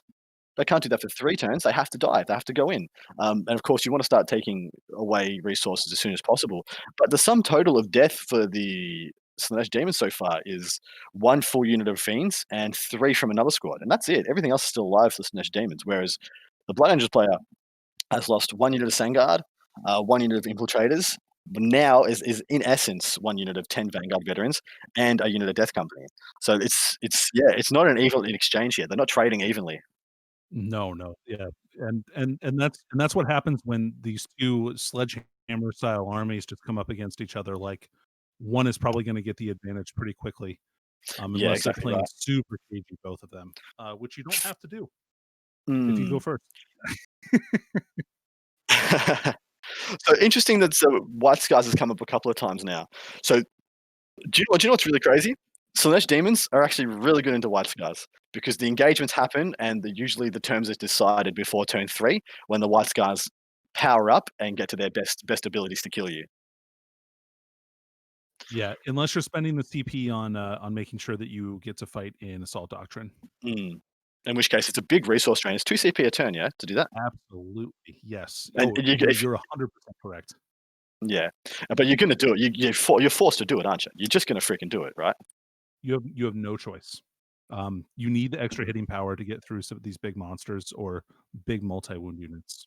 So something that Jane Cobb just pointed out that he pretty much said he would interrupt with a unit of 3 Blade Guard next to that wounded keeper, and 100% I agree. Every Yep. every chance I had for an interrupt, I'd be interrupting. Even if I was to interrupt with the friggin' the unit of 5 Inceptors, I'd probably interrupt with them, man. Yeah. Dude, I'd interrupt anywhere and everywhere I freaking can at this stage. And, So good. I think too that, like, those, the unit of 3 Blade Guard is probably getting, at least captain rerolls, um, from the captain that's behind the wall there, and maybe even Sanguinary Priest, Feel No Pain. So, I'd for sure be interrupting with those as well. Well, that unit of Blade Guard we just pointed out just did get picked up, so yeah, he might have missed the Ooh. interrupt there. Or maybe he doesn't have the CP. Like, I'm not sure he's spending many pre-game though. So I figure he's probably starting with like 7 or 8, somewhere around that. And I haven't seen him spend any thus far. Well, I haven't noticed him spending any. So I don't know. I don't know where his CP pool's going, but he didn't use it to interrupt, which a head scratcher for us, isn't it? Yeah. I'm not really sure. I don't know if this is an army that Harrison has played a lot, I feel like. Oh, as in he hasn't played So against the Slash Demons much? no, I don't know that I don't even know that he's played a lot of Blood Angels before. Oh, But we'll see. really? He Yeah, yeah. does usually play a lot of I would say he's usually a Custodes player. Yep. Um, yeah, so I'm not sure what he's been playing lately. But this may Mm. be kind of a shock to him to have an army that actually can out assault Blood Angels. Yeah, exactly right. And it's not that they hit harder than you. It's actually the fight first is the biggest factor, like we said at the start, right? Sure, sure. Yeah, Well, they can you fight have to. close as hard, and they fight hard enough to kill you, right? Mm. So yeah, that pile of dead that I said for the Blood Angels before, you can add 2 units of Blade Guard to that. So the unit in the middle just got picked up by that keeper, and the unit on the right just got picked up as well. So yeah, man, I think this is probably either the Vanguard hitting back, or it'll be the Inceptors slapping back into the Fiends. Are these guys doing secondaries? Are they? Does the secondaries even matter? Yeah, no, I know, right? Well, if the Blood Angels have picked Engage, be doing them a concern. But I think a lot of the other ones can be really nice. Dude, it would be actually pretty sick if the Slaanesh player backed himself and took Data Intercept, the mission specific one, or took Banners, or took both. Oh, man. Because both of He those would would do be good. huge for him. I love it, though. This is the kinda game where you can finish early and go get yourself a beer. Yeah, that's With right. your opponent right after the round and have a nice drink afterwards, so, Mm. it's one of those ones that you can definitely get some relaxation in afterwards. Yeah, 'Cause well, it's I gonna think go one way or the other real quick. it's exactly right. Yeah. Well, think about these Fiends. This is only turn 2, yeah? Those Fiends started next to that home objective, and they're in the top right-hand corner after 2 turns. And do you know what? They barely moved this turn. They barely moved this turn. They moved like 6 inches and then declared a charge of like 4 inches at most. Yeah, that 12-inch charge, I mean, I think they moved 14 plus D6 inches and then another 12 on the charge. So, you do the math there. It's rough. They're so quick, man. I wish there was a way to give them +1 strength. Like, I wish there was an aura or something to give them +1 strength, 'cause I feel as soon as they got strength 5, that would really put them over the top against a lot of the Gravis and Marine archetypes. Yeah, you can totally do that. Yeah, I thought there was With a the way. Herald. Do all heralds just give out +1 strength? I think it is, yeah? They all get +1 strength? Yeah, also, Selesky as well, the special character, the demonette riding the giant man, riding Mm. Xerxes from 300. Oh, yeah, that's so good. What they were on when they thought that one up, I still like the model, though. Yeah, it's a cool model. Alright, so we've got looks like what would this be attacking? I'm pretty sure one of these must have been the Inceptors. I haven't seen any Inceptors be picked up because, of course, they're getting ringed on 5 by the Fiend, so I don't expect much inroads there. But in No. return, like, the Inceptors into the Fiends, I thought they'd probably kill that guy in 1 wound, but that's about it.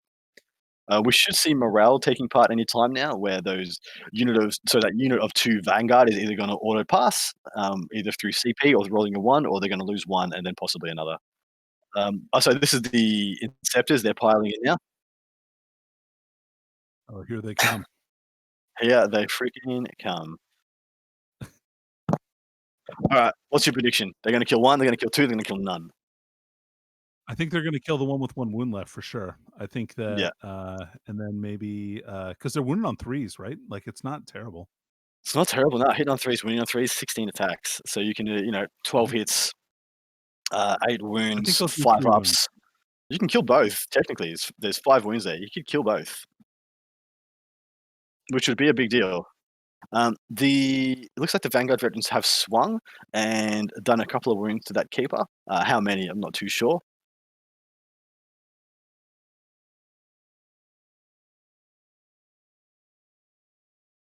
Oh, Harrison That's laid not an good to egg. hear. Only 3 wounds done from the Inceptors. Looks like you failed. Ooh. How many did you fail? Looks like that single is dead for sure, Yeah. and looks like you done a couple of wounds to the next one. Yeah. Not fair. That's what we thought. He only did 3. We only got 3 wounds through, so at least he's done minimum of 2, possibly 3. So that next Fiend might just be hanging on there. Man, I really like the new Fiend models. Are you a fan? They're amazing. I really, really want some. I think they're definitely some of the coolest demon models in my opinion. Yeah, Um, as a guy who owned 10 of the previous ones, the new ones are oh my god. a breath of fresh Yeah. air, like sea breeze hitting you in the face. Delicious. Yeah. Uh, what's the response have to be here from Harrison? As for power units, he's got one. I think he's got 2 units of Vanguard vets left. Sorry, not two, of Sangard, and he's got his smash characters and the Inceptors. It's not a meaningless amount of damage he can do. He can do a hell of a lot. Like, Yeah, I think you can do I think he can do a decent amount. I think he's only got one sanguinary guard squad left though, because he only had 2. I thought he had 3. You might be right. No, 2 times 4. Yeah. Oh, yikes. Yeah, fair enough. Yeah, so he's got 1 unit of company veterans, the 2 Inceptor units, 1 Sangard squad, and then the characters. Yeah. So to I my think he's mind, good for. Go ahead. Yep. What do you say, Danny? Oh, I was gonna say, like he can definitely pick up like those fiends in the bottom there, and then maybe one of the keepers this turn. Yep. Oh, I think he has to try and kill 2 keepers. Yeah. I think he has to, depending on which one of these 2 keepers to the right of the screen has less wounds on it. One of them gets commitment from the Smash Captain. The other one gets a commitment from the Plasma Scepters. And then the Sangard and Mephi, or Sangard and the Smash Captain, go into the Fiends at the bottom. If he can do that, like he has to plan and he has to like bank on a big turn. I think reliably he can shoot down, unless it's -1 to wound and 4+ invulnerable save. The Plasma Receptors can shoot down that 1 keeper that's on the right, not quite right bottom objective. The second one up. Chilaxy. That's Chilaxy. Has she got a 4+ standing invuln? No. Yeah, so shoot her down. Commit to the bottom with melee assets, and then opportunistically like sling one of your Smash characters into the other keeper. Yep, that seems like a good play. That seems like a good play, Because especially if he chapter masters himself. So give yeah, himself some exactly reroll, right. because the -1 to hit is going to be painful. Has he death visioned himself? Has he got death visions on his chapter master? No, he doesn't. Because yeah, that's fair. Although also he's chapter master. I don't think he can. I don't think he can. Okay. His chapter master has Teeth of Terror as well, so he can't. That chapter master can't go into a keeper. Wins him on 5s. He's not going to do it. Sorry, 4s of being Blood Angels. It's still not going to do it. So the chapter master has to go into the Fiends, and that means Mephi has to be a big dog and try and kill a keeper. Yeah. Do you think so? Mephi can what? He could plus D3 attacks himself. And so he can go up to, starts with 5, goes to 6 on the charge. You can go to 9 attacks if he's got the right psychic powers. And he's strength 10, so he'll be hitting on 2s, winning on 3s. Mm-hmm. So what's that? Well, hitting on 3s against one of the keepers, because the keepers are -1. Exactly. Yeah, exactly right. Yeah, spot on. So yeah, look, D3 damage. We know how we feel about that, right? Only D3 damage, for God's sake. It's so bad. But yeah, like, so technically Meph could do it. Like, I don't think he will though. Like, so let's say best case scenario, he gets 7 hits and 5 wounds. Like he saves 2 on 5 pluses, that's 3d3. Could be 9 wounds, could be 3. Neither of those kills a keeper, unless they're like already a third dead, which I don't think any of these keepers are, to be honest. Yeah. And then also keep in mind too, like I don't think he's been spending a ton of command points, so he can probably warp surge the one that he feels like the Inceptors are going to be able to shoot at. So that's going to be tough. Jane Cobb has just asked, this is turn 3, right? You want to hear something ridiculous? This is the bottom of turn 2. This is legit the bottom of turn 2, guys. Yeah, this is Harrison's second chance to play in this game. He's had 1 chance. This is his second chance. Yeah, like a second opportunity to like make some things happen. Is what I'm saying. Right. So yeah, plasma Inceptors go up on the crates, shoot down that keeper. Do you think they could draw a line onto the other keeper? Like, if they well, all went maybe. on I mean, I don't know how it's. I think that building is obscuring, so they might be able to draw in the center, the upper center one. Yeah. So that might be one that they could take down. I actually think if he had both units of Plasma Inceptors shooting right now, he could flip this game pretty convincingly. Yes. Like, because you would kill 2 keepers with shooting, 1 keeper with combat, and this game would just have a complete 180.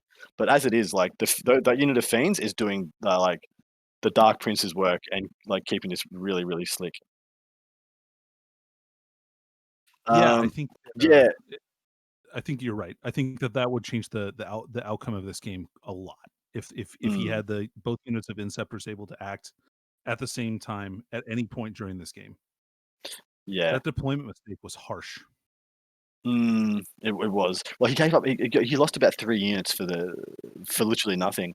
But mind you, like if had he gone first, he may have been able to do something similar to his opponent, where he like just guns in, kills a whole block of fiends or 1.5 blocks of fiends.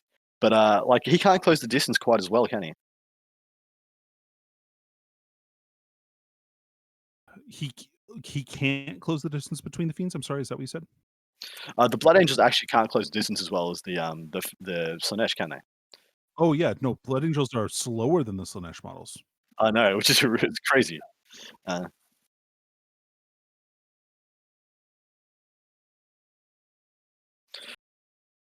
Yeah, so that's my call. If he sees it, Inceptors pick up a keeper. At minimum, Inceptors pick up a keeper, and then one smash character can go an opportunistic charge into another keeper to try and either half kill it, mostly kill it, or fully kill it.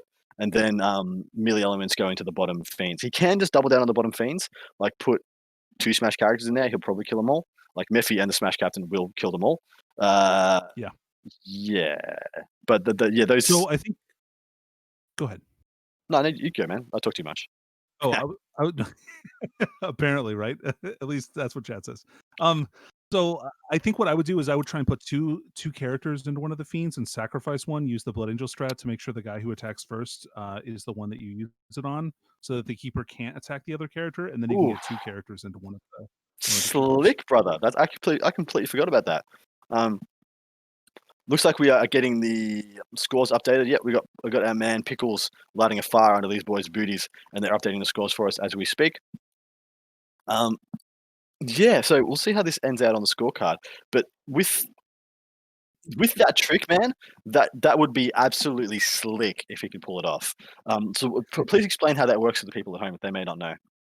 Okay, yeah, sure. So, this Blood Angels have a stratagem called, I think it's Heroic Sacrifice, where you can pick a character at the start of the phase, and anybody engaged with that character has to target attacks at him.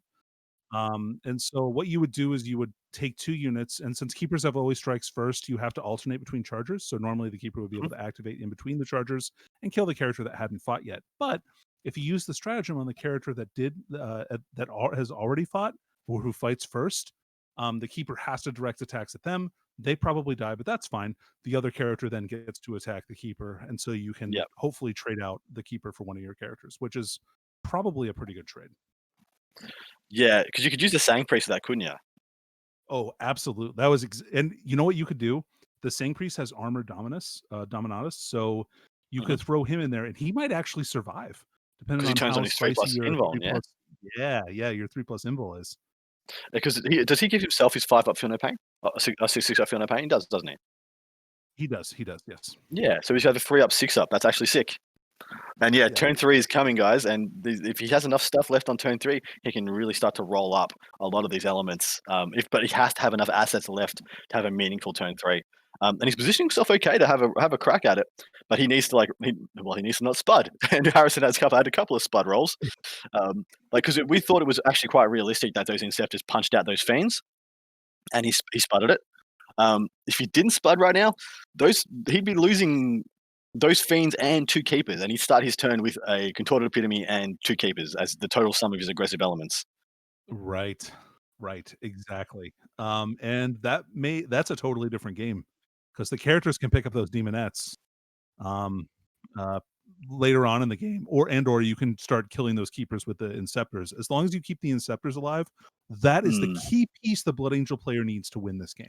Yeah, with the Vanguard vets now off the table, that's the only kind of alpha unit that can really put some pain on without exposing themselves to risk. Because like we said, with the always strikes first, having to put any more than one element into anything is just exposing yourself to absolute freaking risk of making no inroads. Absolutely. I agree with you. That is exactly the correct call on this. So wonder if he knew about Wings of Fire, because right now he could have Wings of Fired in his turn 1, put them in reserve, and be dropping them down to harass Paul's back lines right now. Either that, or he could be positioning himself literally to kill an epitome and then half kill a keeper, right? I'm really surprised that he didn't do that. I almost feel like he could have, even if you didn't kill the keepers, come down and blast off 2 of those demonette units like in Exactly right. backfield, and then Exactly right, you're man. removing his ability to score. Yeah, and Um, you're forcing him to turn around like big stuff. yep. And like realistically, like he could place himself on top of one of these ruins, one of these boxes, like at the back of his board, and then just be an absolute pain in the freaking ass to turn a guy around to come get. Especially if like The let's most say you were irritating model. Yeah.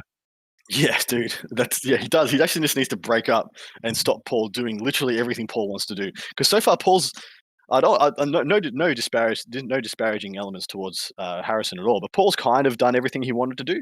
Like everything that Paul's been able to do all his best choices. Like all his best options has been open to him. Like Harrison needs to close some of those off.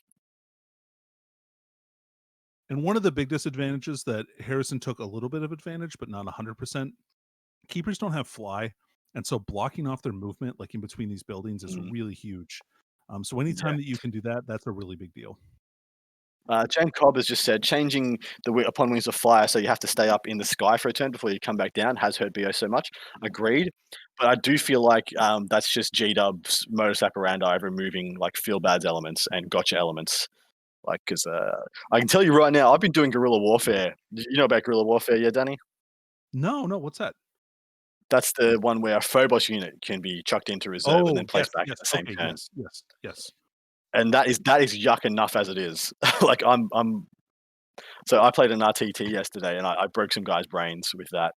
Like, dude thought he was going to do scramblers last turn, and I'm like, nah. Here's my two remaining infiltrators that I managed to get up to get me engaged. I'm just going to bring them back and close off this entire thing, and you just lose 10 points because I was able to pick them up and put them down where they liked.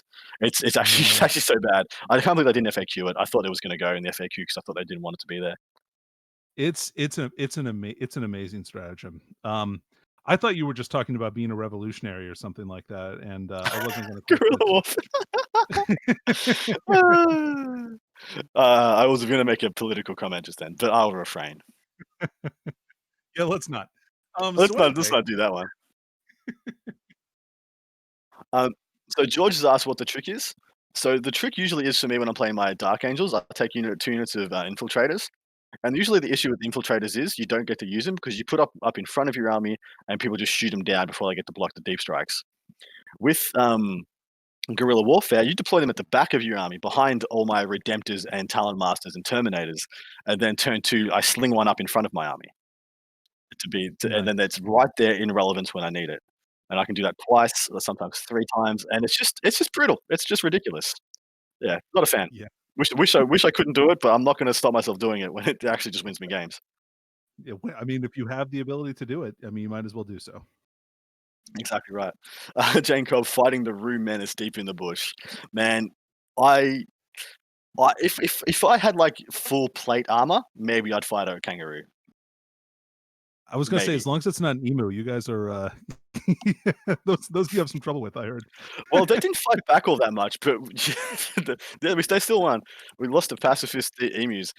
So there is a famous line in that fight that said, "If I could find men with the bullet taking capacity of emus, I'd win every war." And that was the general who lost the war against the emus. He's like, "We just like you unload a machine gun into these guys and you shoot them like 12 times and they don't go down." And like this thing is ridiculous. And some of that is the fact that Amazing. emus are so covered in like they're actually quite small compared to the amount of like surface area they have. They have a lot of fluff. They have a lot of fluff, yeah, and they're very skinny necks, very skinny legs, and you're just like, I guess he probably just wasn't actually hitting them that much. And the guys are just like, guys in like the late 1800s being like, man, this thing's invincible. It won't die. And the emu's just still eating grass. Like Yeah, right. yeah, doesn't even care. Amazing. The cassowary is what you got to worry about. Oh yeah, dude, that raptor claw is brutal. Don't That fight is that thing. It's literally a velociraptor. It's freaking 6 foot. It's a 6 foot velociraptor. It's insane. Back to the game. Back to this game though. Enough Back to flights of fancy. Slaanesh velociraptors, right? Dude, Like, yeah, that's right. Man, like fiends are pretty close. yeah. What can you see he's got going into those fiends? Is that the Smashy or is that Mephi? I can't tell which one that is. Let's see. So Mephi's up on the objective, on the It's got to upper be right this. hand side. It's got to be the Smashy then. It looks It's like got to be the smash back. it's got an Inceptor backpack, so it's yeah. Oh, It is. yeah. So it's either that or the Sanguinary Priest. Yep, cool. So maybe the Smash is already in there somewhere already, because I'd probably put both in if I was him, rather than just putting in one or the other. Because yeah, one Smash character probably isn't going to kill 20 wounds of fiends by Yeah, himself. probably not. In last edition, sure, when it could fight twice, absolutely. This one, not so much. Yeah, agreed. Oh, true. So a good spot by Jane Cobb. He could have gotten Mephi up there and tried, either a smite or a blood boil into that last fiend to try and open up those inceptors. But naturally, he would have a bunch of deniers in range, and yeah, but still, you probably just go for it. The opportunity there is huge. God, yeah, that turns things around a lot. Mm. Yeah. For the Khan, spent a night with Aussie police. Feel free to tell that story if you'd like. What did you do? Or were you just hanging out at the pub with them? Because that happens.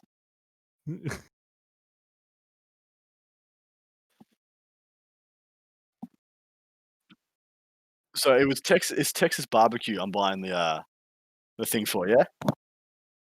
Yep, that's the guy. The Inceptors did the Inceptors just charge that keeper, that Chilaxi Hellbane? That's an interesting call there. It's a bold move, Cotton. Let's see if it pays That's off. yeah, man. What would the odds there would be? Like, would it be 100 to 1, 1,000 to 1 that they actually kill that guy and don't die in return? I mean, it's got to be close to that. It's got to be close, but the thing is, it has to be close to dead for it to even warrant that charge. Yeah, okay. So they're hitting on threes or fours rerolling ones, or maybe all to hit rolls if they're chapter mastered, right? Chapter mastered, yep. Winning on fives. Now, Winning here's an on interesting. fours though, because they're blood angels. Yes, and here's an interesting thing. Has the Sang Priest put them in Assault Doctrine, and so e.g. they get a bunch of extra Oh attacks. yeah, that might be the clutch move right there, and he can transhuman them too if he wants In return. to, and then they might live. N- And Not a probably if they could be obstac from the captain. Yeah. So here we go. Here's the wound roll coming in. It doesn't look all that positive. That does look good. Yeah, it doesn't. Oh, he got him. He got him. Holy He's smokes! dead. That's amazing. Outrageous. I would love to know how many wins he had left and how big balls a play that was from Harrison. But yeah, good job either way. Well done. He called his shot. He got it. Hell yeah, dude! You love to see it. You do love to see it, don't you? It makes for a good game. Let's see how many fiends get taken down. I'm gonna go out on a limb and say maybe none, because that's them attacking now, and they got a lot of hits, man. Missed with 2 attacks. He's got 3 6s on those dice, and he's got 4 wounds in addition. Oof. And did you see the Yep. sanguinary guard land in the back there? No, were they in reserve? They must have been. Nice. Did they make their charge? I don't believe so. Balls. They're in That's the rough. lower left-hand side next to the square building. Beautiful. Yeah, well spotted, mate. Thank you. Maybe they're doing a scrambles. Maybe he needs to use them to do scrambles now because there's no other option. Yeah. Yeah, right. He has nothing else. Looks like we've got a CP usage there to keep a dude alive. And here comes some tail attacks. So there's no deaths from these fiends so far. either 3 wounds taken or 3 wounds left. Do you count down or do you count up, Danny? Oh, for wounds? Okay, so this is a funny story. I used to count however many wounds they've taken. But since 40K moved to 8th edition, I started counting down. Good man. Good man. So yeah, I had to switch my ways. Yeah, I agree 100%. I'm of the opinion I don't want my opponent to have to do maths when they look at my dice. They should just be able to look at it, see how many wins I got left, and go for it. And with things bracketing now, it's important to know Yes. exactly how many wins you have left. Yes, that's correct. I totally agree with that. So it looks like the tails have attacked and not done anything of meaning there. Like, so, e.g., whatever characters Harrison has in contact. About to find out what he's got. I can pretty much be able to tell by the number of dice he gets to throw. So, because what does a Sang Priest have? Can a Sang Priest have an Encarmine weapon? Let's see. No, he's got a chainsword usually. Yeah. And his Sanguinary Priest doesn't have any kind of extra close combat, so he just has an sword.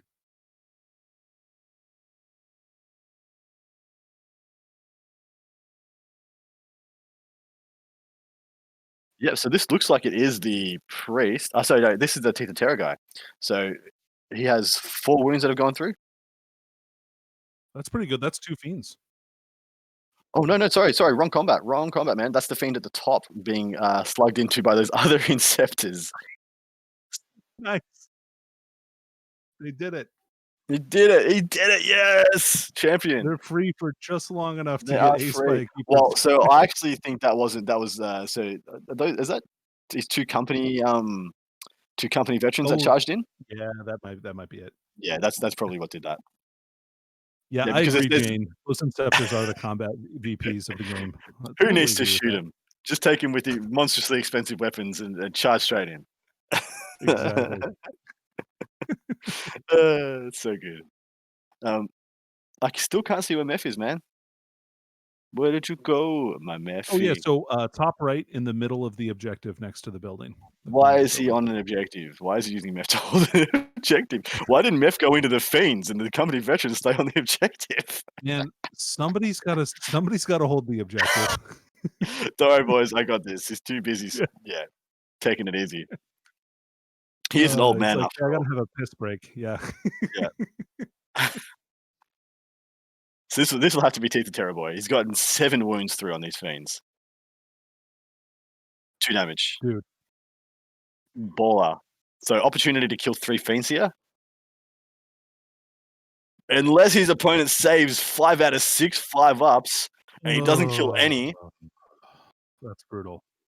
It's 5 out of 6. So 6 out of 7. 6 out of 7 5-ups on 6, 7 dice. Unreal. Paul, you're an animal. You're an unreasonable animal too. Jesus. That's just. I wish there was someone there to tell me I'm disappointed in Harrison. That Paul rolled so well. I love being unreasonable with my smack talk because no one can take it seriously. Obviously, like Harrison cannot be unhappy or disappointed that I hazed him a little bit when he had no chance to do anything different. Oh, Harrison's got a steely constitution for shit talk, so it would He does. it would be in good fun. Yeah, he's a good guy. It'd be good. Man, assault. And people are running with this insult Inceptors idea. Dude, insult Inceptors should have an eviscerator or dual wield eviscerators. Oh, that'd be dope. Just like spin like a Beyblade. Like, or chain fists. Yeah. Oh, chain fists. Like just an aggressor with a jump pack. Right. The jump pack. That's sick. That's actually sick. All right, somebody convert that for me, please. I can't be bothered. You want one with one plasma gun and a chain fist. Please make that a unit. So good. So let's just go to the sum total of what has been accomplished this turn.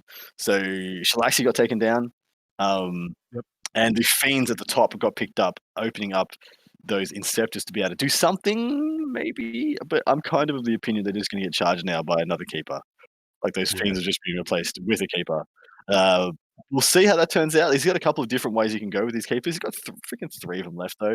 So one of them's definitely going to go into the Inceptors that charged and killed Shalaxi. One of them's definitely going to go into the Inceptors at the top. And does he invest 1 in Meph? Like, does he go for Meph with 1? I'm not sure if he does. It depends how many wounds he's got left, I think. Yeah, if you got a full health one, that's the only one you'd probably go into Meph, yeah? Yeah. I wouldn't. I definitely. Well, right. Because I mean, Meph is going to die, probably most likely. Nuclear whatever.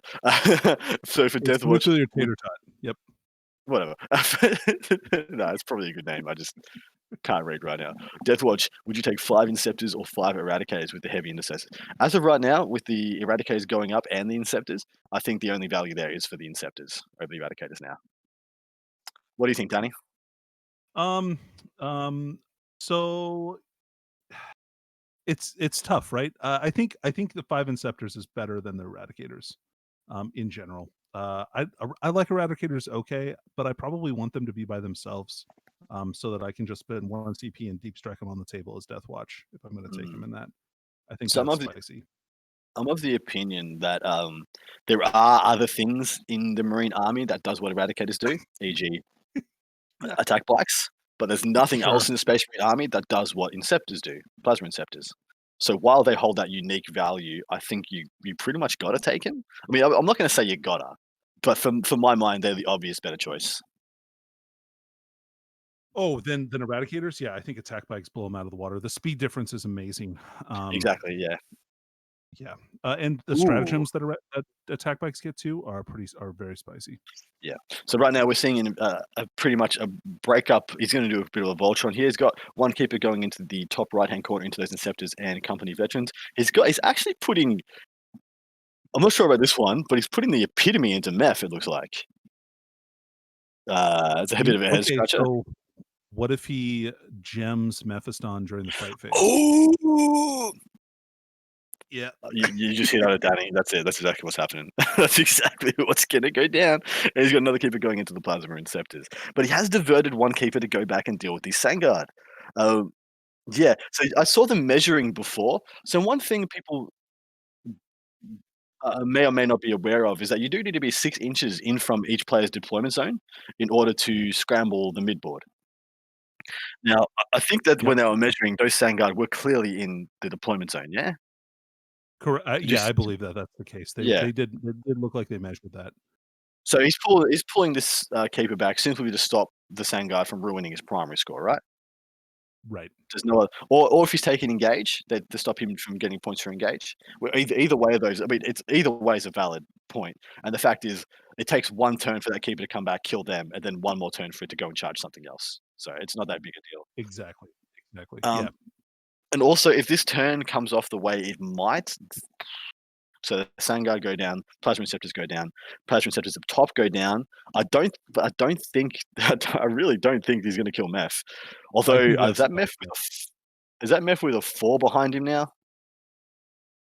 uh yeah, that looks correct. Yeah, maybe he's copped a smite or 2. Because that would be what you try and do. If you put the epitome in, you gotta know the epitome's not gonna kill Meph in 1 round. And if the epitome doesn't kill Meph on the charge, Meph will kill the epitome back, most likely. He's only toughness 3 with, like it's toughness 3 with a 5 up invuln. Meph's, like, toughness a Yep. bajillion with 6 attacks, hitting on 2s, winning on 2s. You'll just punk it. I mean, you could D3 damage, notwithstanding. Yeah, Now, so I it does have 8 wounds, and it's toughness 5. The exactly. epitome is toughness It's 5. it's Oh, tough but as it's still 5. 2s, it doesn't even matter. Yeah, it is Yeah, toughness yeah, 5. sorry, it's 2. I actually thought it was toughness 3 or 4 for some reason, but never mind. Um, yeah, toughness 5 actually is a good difference for everyone else except Meph. Yeah, right, exactly. Yeah, it's a good Rough, agreed, rough, rough, agreed. rough. So Meph's got 4 wounds left, and the epitome it attacks with like what is it 10 Okay. demonette attacks? They only damage 1, yeah? So it gets okay, so it gets 8 attacks with its ravening claws, that are strength 5 because of the locus of Slaanesh, minus Yep. 1 AP, 2 flat damage, but if you 6 plus wound, it's a AP minus 4. And then it has 2 coiled tentacle attacks, which are strength 6, minus 2, 3 flat damage. Mm. No, he's got some decent options. I didn't know it was 2 damage. I didn't know it had any 2 damage attacks. But yeah, strength 5, 2 damage. So you are wounding Meph on 4s rather than 5s if you were strength 4. But he's still gonna have a 3 up armor, isn't he? They're only -1 on the rend, or they're -2? They're minus 1 on the rend, but they have rending. So if they roll 6 plus, it's Yeah, minus 4. 6 -4. So Mephi will still get a 6 up and then still have the 5 up feeling their pains. I think it's still touch Right. and go, but with the 2 damage, it might be leaning the way of him if he does get the gem off, of course. Yeah, Uh, if the gem happens, it's like it's gonna give him 2 rounds of attacks effectively against yeah, Mephiston. yeah, yeah, exactly right. So that's not good.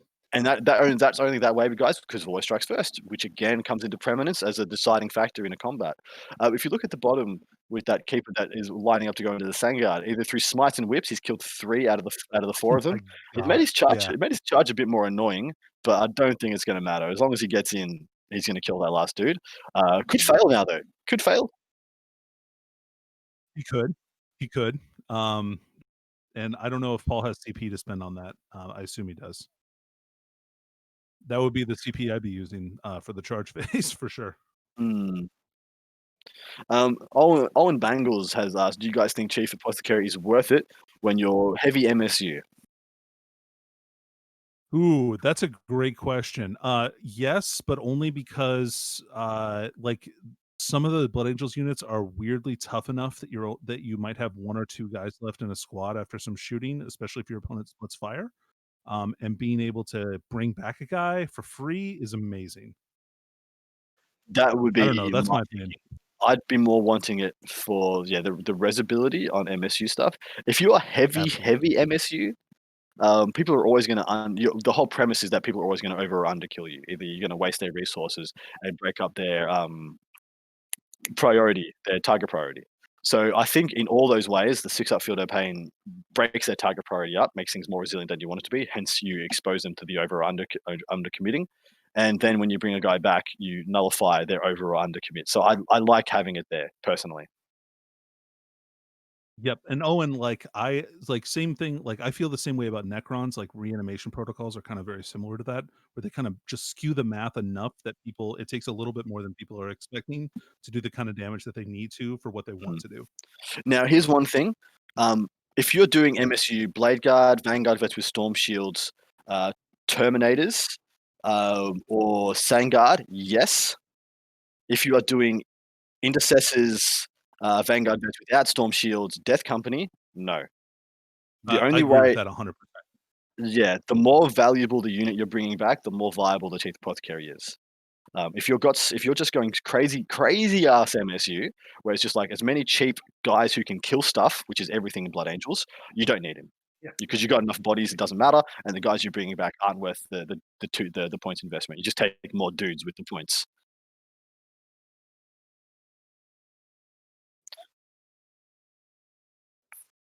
Oh yeah, bringing back an Inceptor is good too, though. I think, right? Absolutely, it is. Like you bring back one Inceptor. So how many points is the upgrade? Is it 20 points? 15. Ugh. I think it should be 50. So the first time that you bring back an Inceptor, you break even. You know, because right now you got a 35-point bonus on your investment and saving 2 CP. It's tragic. Yeah, and Owen makes a point like, what if you just spent the CP on it instead, right? If you really need to. It just depends how CP rich you are, but I feel like Blood Angels need those command points a lot. I do. The important stuff they have to do is all pretty CP intensive. So let's just look at the sum total this turn, how it's turned out. I haven't seen the gem. I haven't seen a gem declared. I'm expecting Paul to be like raise his hands to the sky and screech forbidden gem like a one of those crooked eagle-looking dudes off Dark Crystal. What they called? Damn it. Skeksis. Skeksis. That's right. Jeez. He raised his hands like Forbidden Crystal, and turn off Mephiston, and just shut that bad boy down. I haven't heard that happen, so it mustn't be going down because that's the only correct way to declare it now. And then all the charges have come off so far. He's made all the charges. Inceptor's at the top in the problem area. Mephiston's probably in a 50-50 or whether or not he goes down or stays up. The keeper at the bottom looks like it's heavily wounded. It's got 2 wound dials on it, so it could be bracketed or even double bracketed, meaning it may not pick up all of the Inceptors. And if it kills 2 Inceptors, it's going to kill itself out of combat. And then he just chooses not to pile in the Inceptors. He flies away and he toasts that guy. The fact is, though, he's got at least 1, if not 2, smash killer characters into those fiends, and he hasn't killed any of them. Or if he's killed any, he's killed 1. It's pretty disappointing. Yeah. Oof. That's your Teeth of Terror boy. Mind you, though, like he had to roll 6 out of 7 5-ups for that unit to remain like intact like that. So it's not. It's not because Harrison has made a bad play or flubbed his rolls. His opponent just went God mode for like a millisecond and decided, not But it gonna looks happen. like he did survive the attacks from the fiends, so that's good. Down to 1 wound. Yeah, exactly right. Issue is now fight first comes into effect. And it has to be. Oh, has he not attacked with him already? I don't think he's attacked with the chapter master yet. If you've just Or seen, what he is just it? piled in with the plasma inceptors, guys. And he's rolling that up. If he had the opportunity to attack with the smash captain, like you would, yeah, you just would. I think so. Well, no, the fiends in the bottom already fought, and they only did 2 moves. Oh, apologies. Yeah, you sorry, you're all over it, mate. So Collins just entered the building.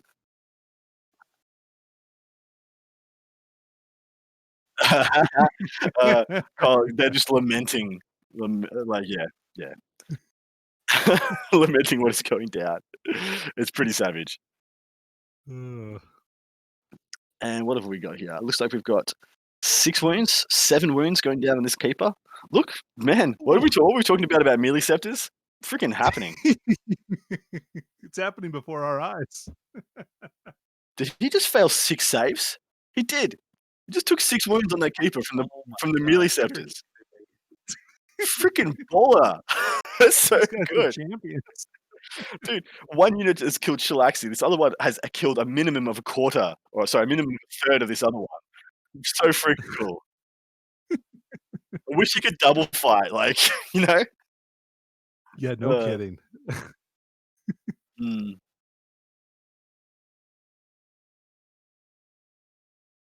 Oh my god.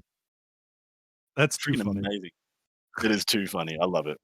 But, you know, that's kind of what he gets for rolling the 6 out of 7 5-ups. The opposite is he fails 6 out of 7 on the next one. You gotta see the other side of those dice. That's right. That Sangard in the bottom left has just been picked up. Looks like all he's got left is the other keeper, the heavily wounded keeper, going into the other plasma scepters.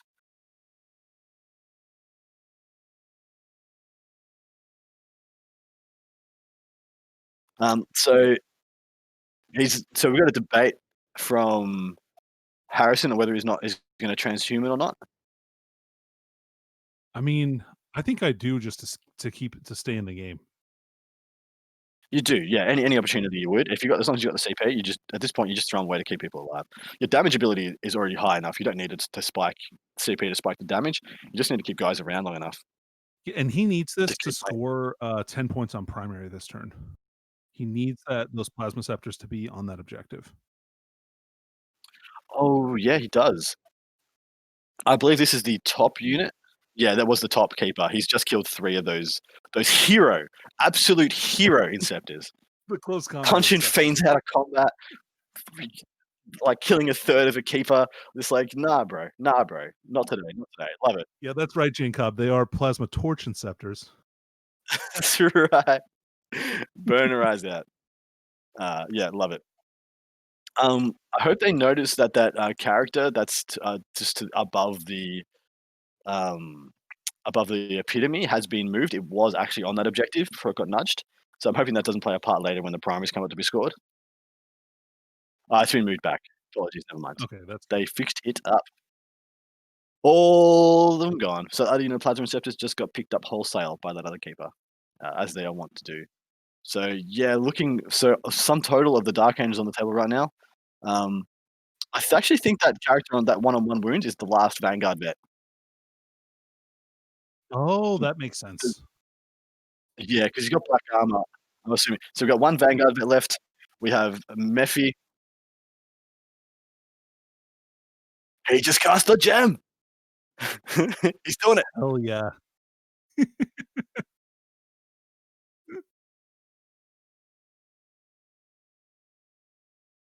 Ooh.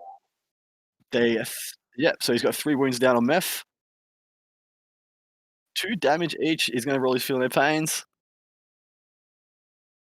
Oh, no, sorry, apologies. The epitome didn't even attack into him. He picked up the Vanguard vet. Or I think he split. He's gone 4 and 4. Oh, that's a ballsy move. He's got 1 AP2 wound onto Meph.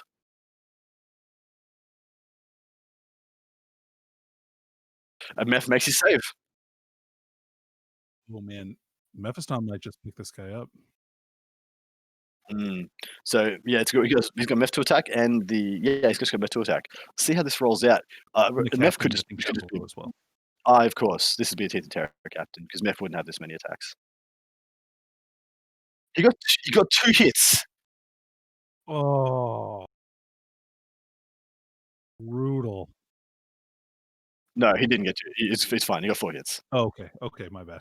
That's fine. I don't know what I'm happened good. there, but yeah, 4 wounds. Cool. So 1 guy's dead, and 1 guy's taken 2 wounds. Nice. Yeah, this guy is not doing. Sorry, 2 dead. Apologies, and 1's taken 2 wounds. So yeah, he's not doing quite so much, but that was a decent turn, picking up 2 fiends. Not too bad in the scheme of things. Not the worst. Yeah.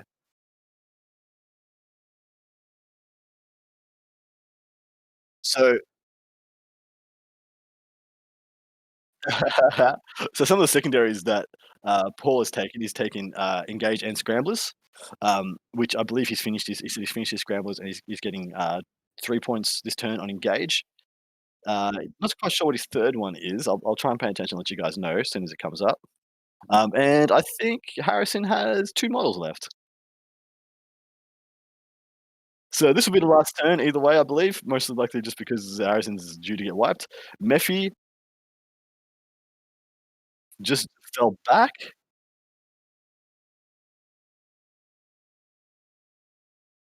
Oh no, he didn't fall back, Mephi. He's actually shooting his plasma overcharge. Hell yeah. Do it. And Meph can't fall back from the mirror anyway, so he's stuck there. Unless he's cast wings on himself, then actually he's not allowed to. Nothing can fall back from the mirror unless you're actual plane. We got to make a leadership test at 3d6. Yeah.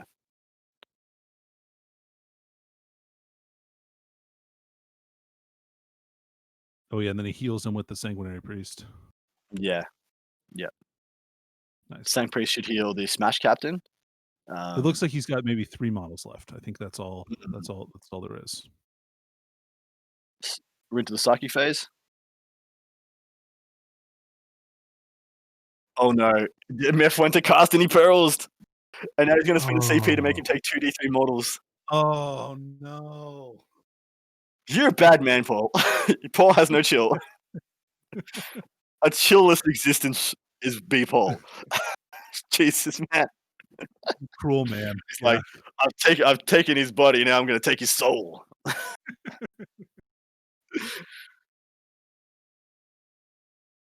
Oh, sweet Jesus.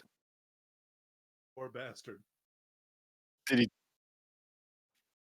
do it? I don't think he did it. I think he showed restraint. For the first Nephew- time in this game. He decided to have some chill. He's like, I will be chill. Sweet Jesus, man. He said, slow down a sec. I can make you take 2d3 mortal wounds. And Harrison's like probably puppy dog eyed him and was just like, I can't do it to you, man. Go on. He just looks him dead in the eyes like, come on, bro. Come on. Come on. Salt the earth, Paul. Salt the earth. Mephi's swinging in. 6 attacks. 4 hits.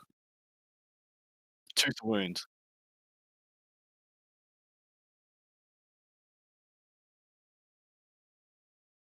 1 wound? There's no way. Oh, maybe this is the Sang Priest. He did say the Sang Priest was charging into the epitome, so he isn't in that the guy does get to doesn't- fight first because he charged. Yeah, he That makes charged, sense. So now the epitome could go or the fiends, which is both kind of bad. You probably go the fiends though, right? I mean, they both get to fight before Mephiston, unless Ah, Harrison yeah. interrupts. Interrupts. That's yuck, isn't it? So Yuck, yuck, yuck. powerful. So powerful. Yeah, it really is good. It really is good, especially in this matchup though. Like, in this matchup, it is just primo source of goodness.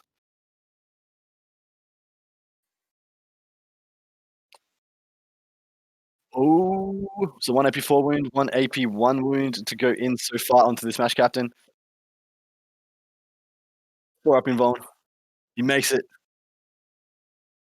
He's dead. He goes down. There goes the Smash Cappy. Oh, Balls. He could fight on death for 2 CP, seeing he hasn't gotten to fight yet, but I don't think it would That's right. change much. He's got to kill 3 fiends. But please, people at home, keep that in mind. You still can do that, but only if you haven't fought yet. Right. And now the epitome gets to swing onto Meth.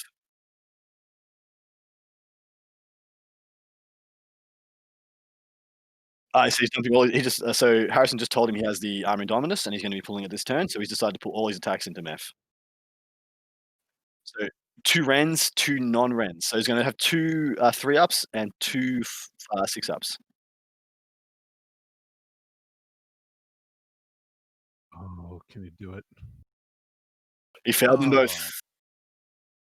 Oh no, feel no pains. Feel no pains.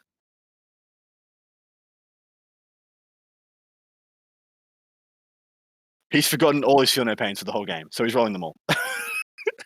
Oh my god. No, still dead. Never mind. Didn't matter. Murphy down. That's a wipe, boys. All he's got left, I think, is that Sang Priest.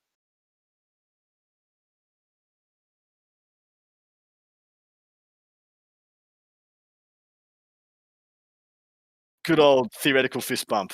They have just called the game, guys. That is our end. We will get Paul to update those scores for us. Man, what a slugfest! These guys absolutely butchered each other. Admittedly, like most of the Slaanesh army is still there, isn't it? Yeah. I mean, let's see. So he lost. Paul lost 2 units of Fiends, Shalaxi, and I think that's it. So Owen Bangles has just asked, is there any way to get around the first turn mechanic for Harrison, or are you just effed? What do you think, Danny?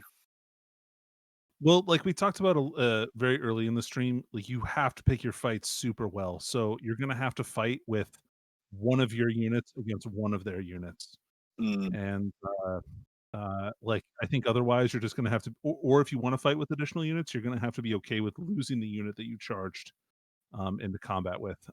And the Blood Angels army does have shooting, and the Slaanesh army doesn't really. So I think that leveraging that is going to be a super powerful advantage for you. yeah. So yeah, like exactly what you said. You plan to use your 2 shooting assets, and then you dive in 1 melee asset every turn. So you keep everything else pretty defensive. Like you probably bubble up everything else behind the Blade Guard veterans, because the Blade Guards don't have the reach to sling out the Sand Guard and the Death Company do. And then yeah, you send out your Death Company to go kill some fiends and try and shoot down a keeper, or vice versa, either. And so you have to really play you have to play counterintuitive to what Blood Angels want to do. You want to just sling all your stuff and just smash them to bits. You have to sling your stuff, but really methodically, like Danny said. Yeah.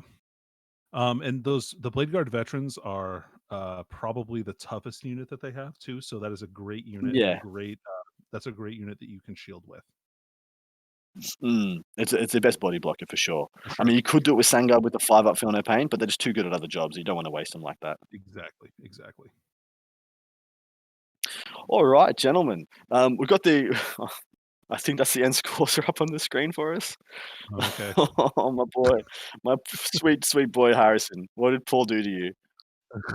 Where did Slaanesh touch you, man? Because it wasn't good. Oh man. Texas Barbecue. If you're still in here, please message.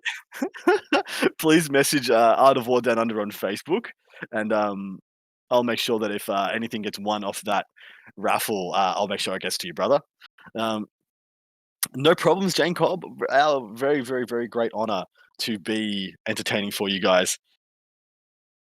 Absolutely. Yeah, thanks for listening, guys. Harrison just messaged me on Facebook. I can just slightly hear you guys on stream, and those Inceptors pulled their weight in combat. Man, those Inceptors MVP'd the crap out of Harrison's army. Like, nothing even came close to what they did in combat. They just For real. smashed it, man. So good. Love it. They were actually the highlight of the game for me. Yeah, I agree.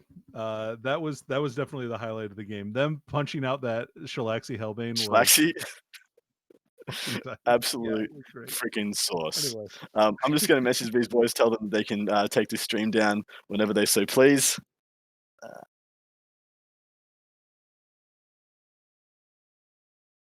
But we will say good on that note, we will say goodbye for today. I think this is the last stream that's going to be happening on this channel. Please jump over and donate. Please get involved with Charity Hammer. They're going to pull the plug on this as soon as they read the message I just sent them. So I don't know when they're going to cut me off, but I'm just going to keep flying off at the handle. Danny, I love you, my man. Thank you so much for joining me on this journey. Hopefully you've Dude, enjoyed it. as I'm back. always, Adam. It was great. I'm back on full cadence. Hopefully it's not too triggering for our man the Khan. But dude, Charity Hammer is freaking incredible. Jump in, get involved. I'll chuck up the link very quickly to the main. This is the link you want to go to for the main thing to find out all the information on Charity Hammer, all the amazing raffles, all the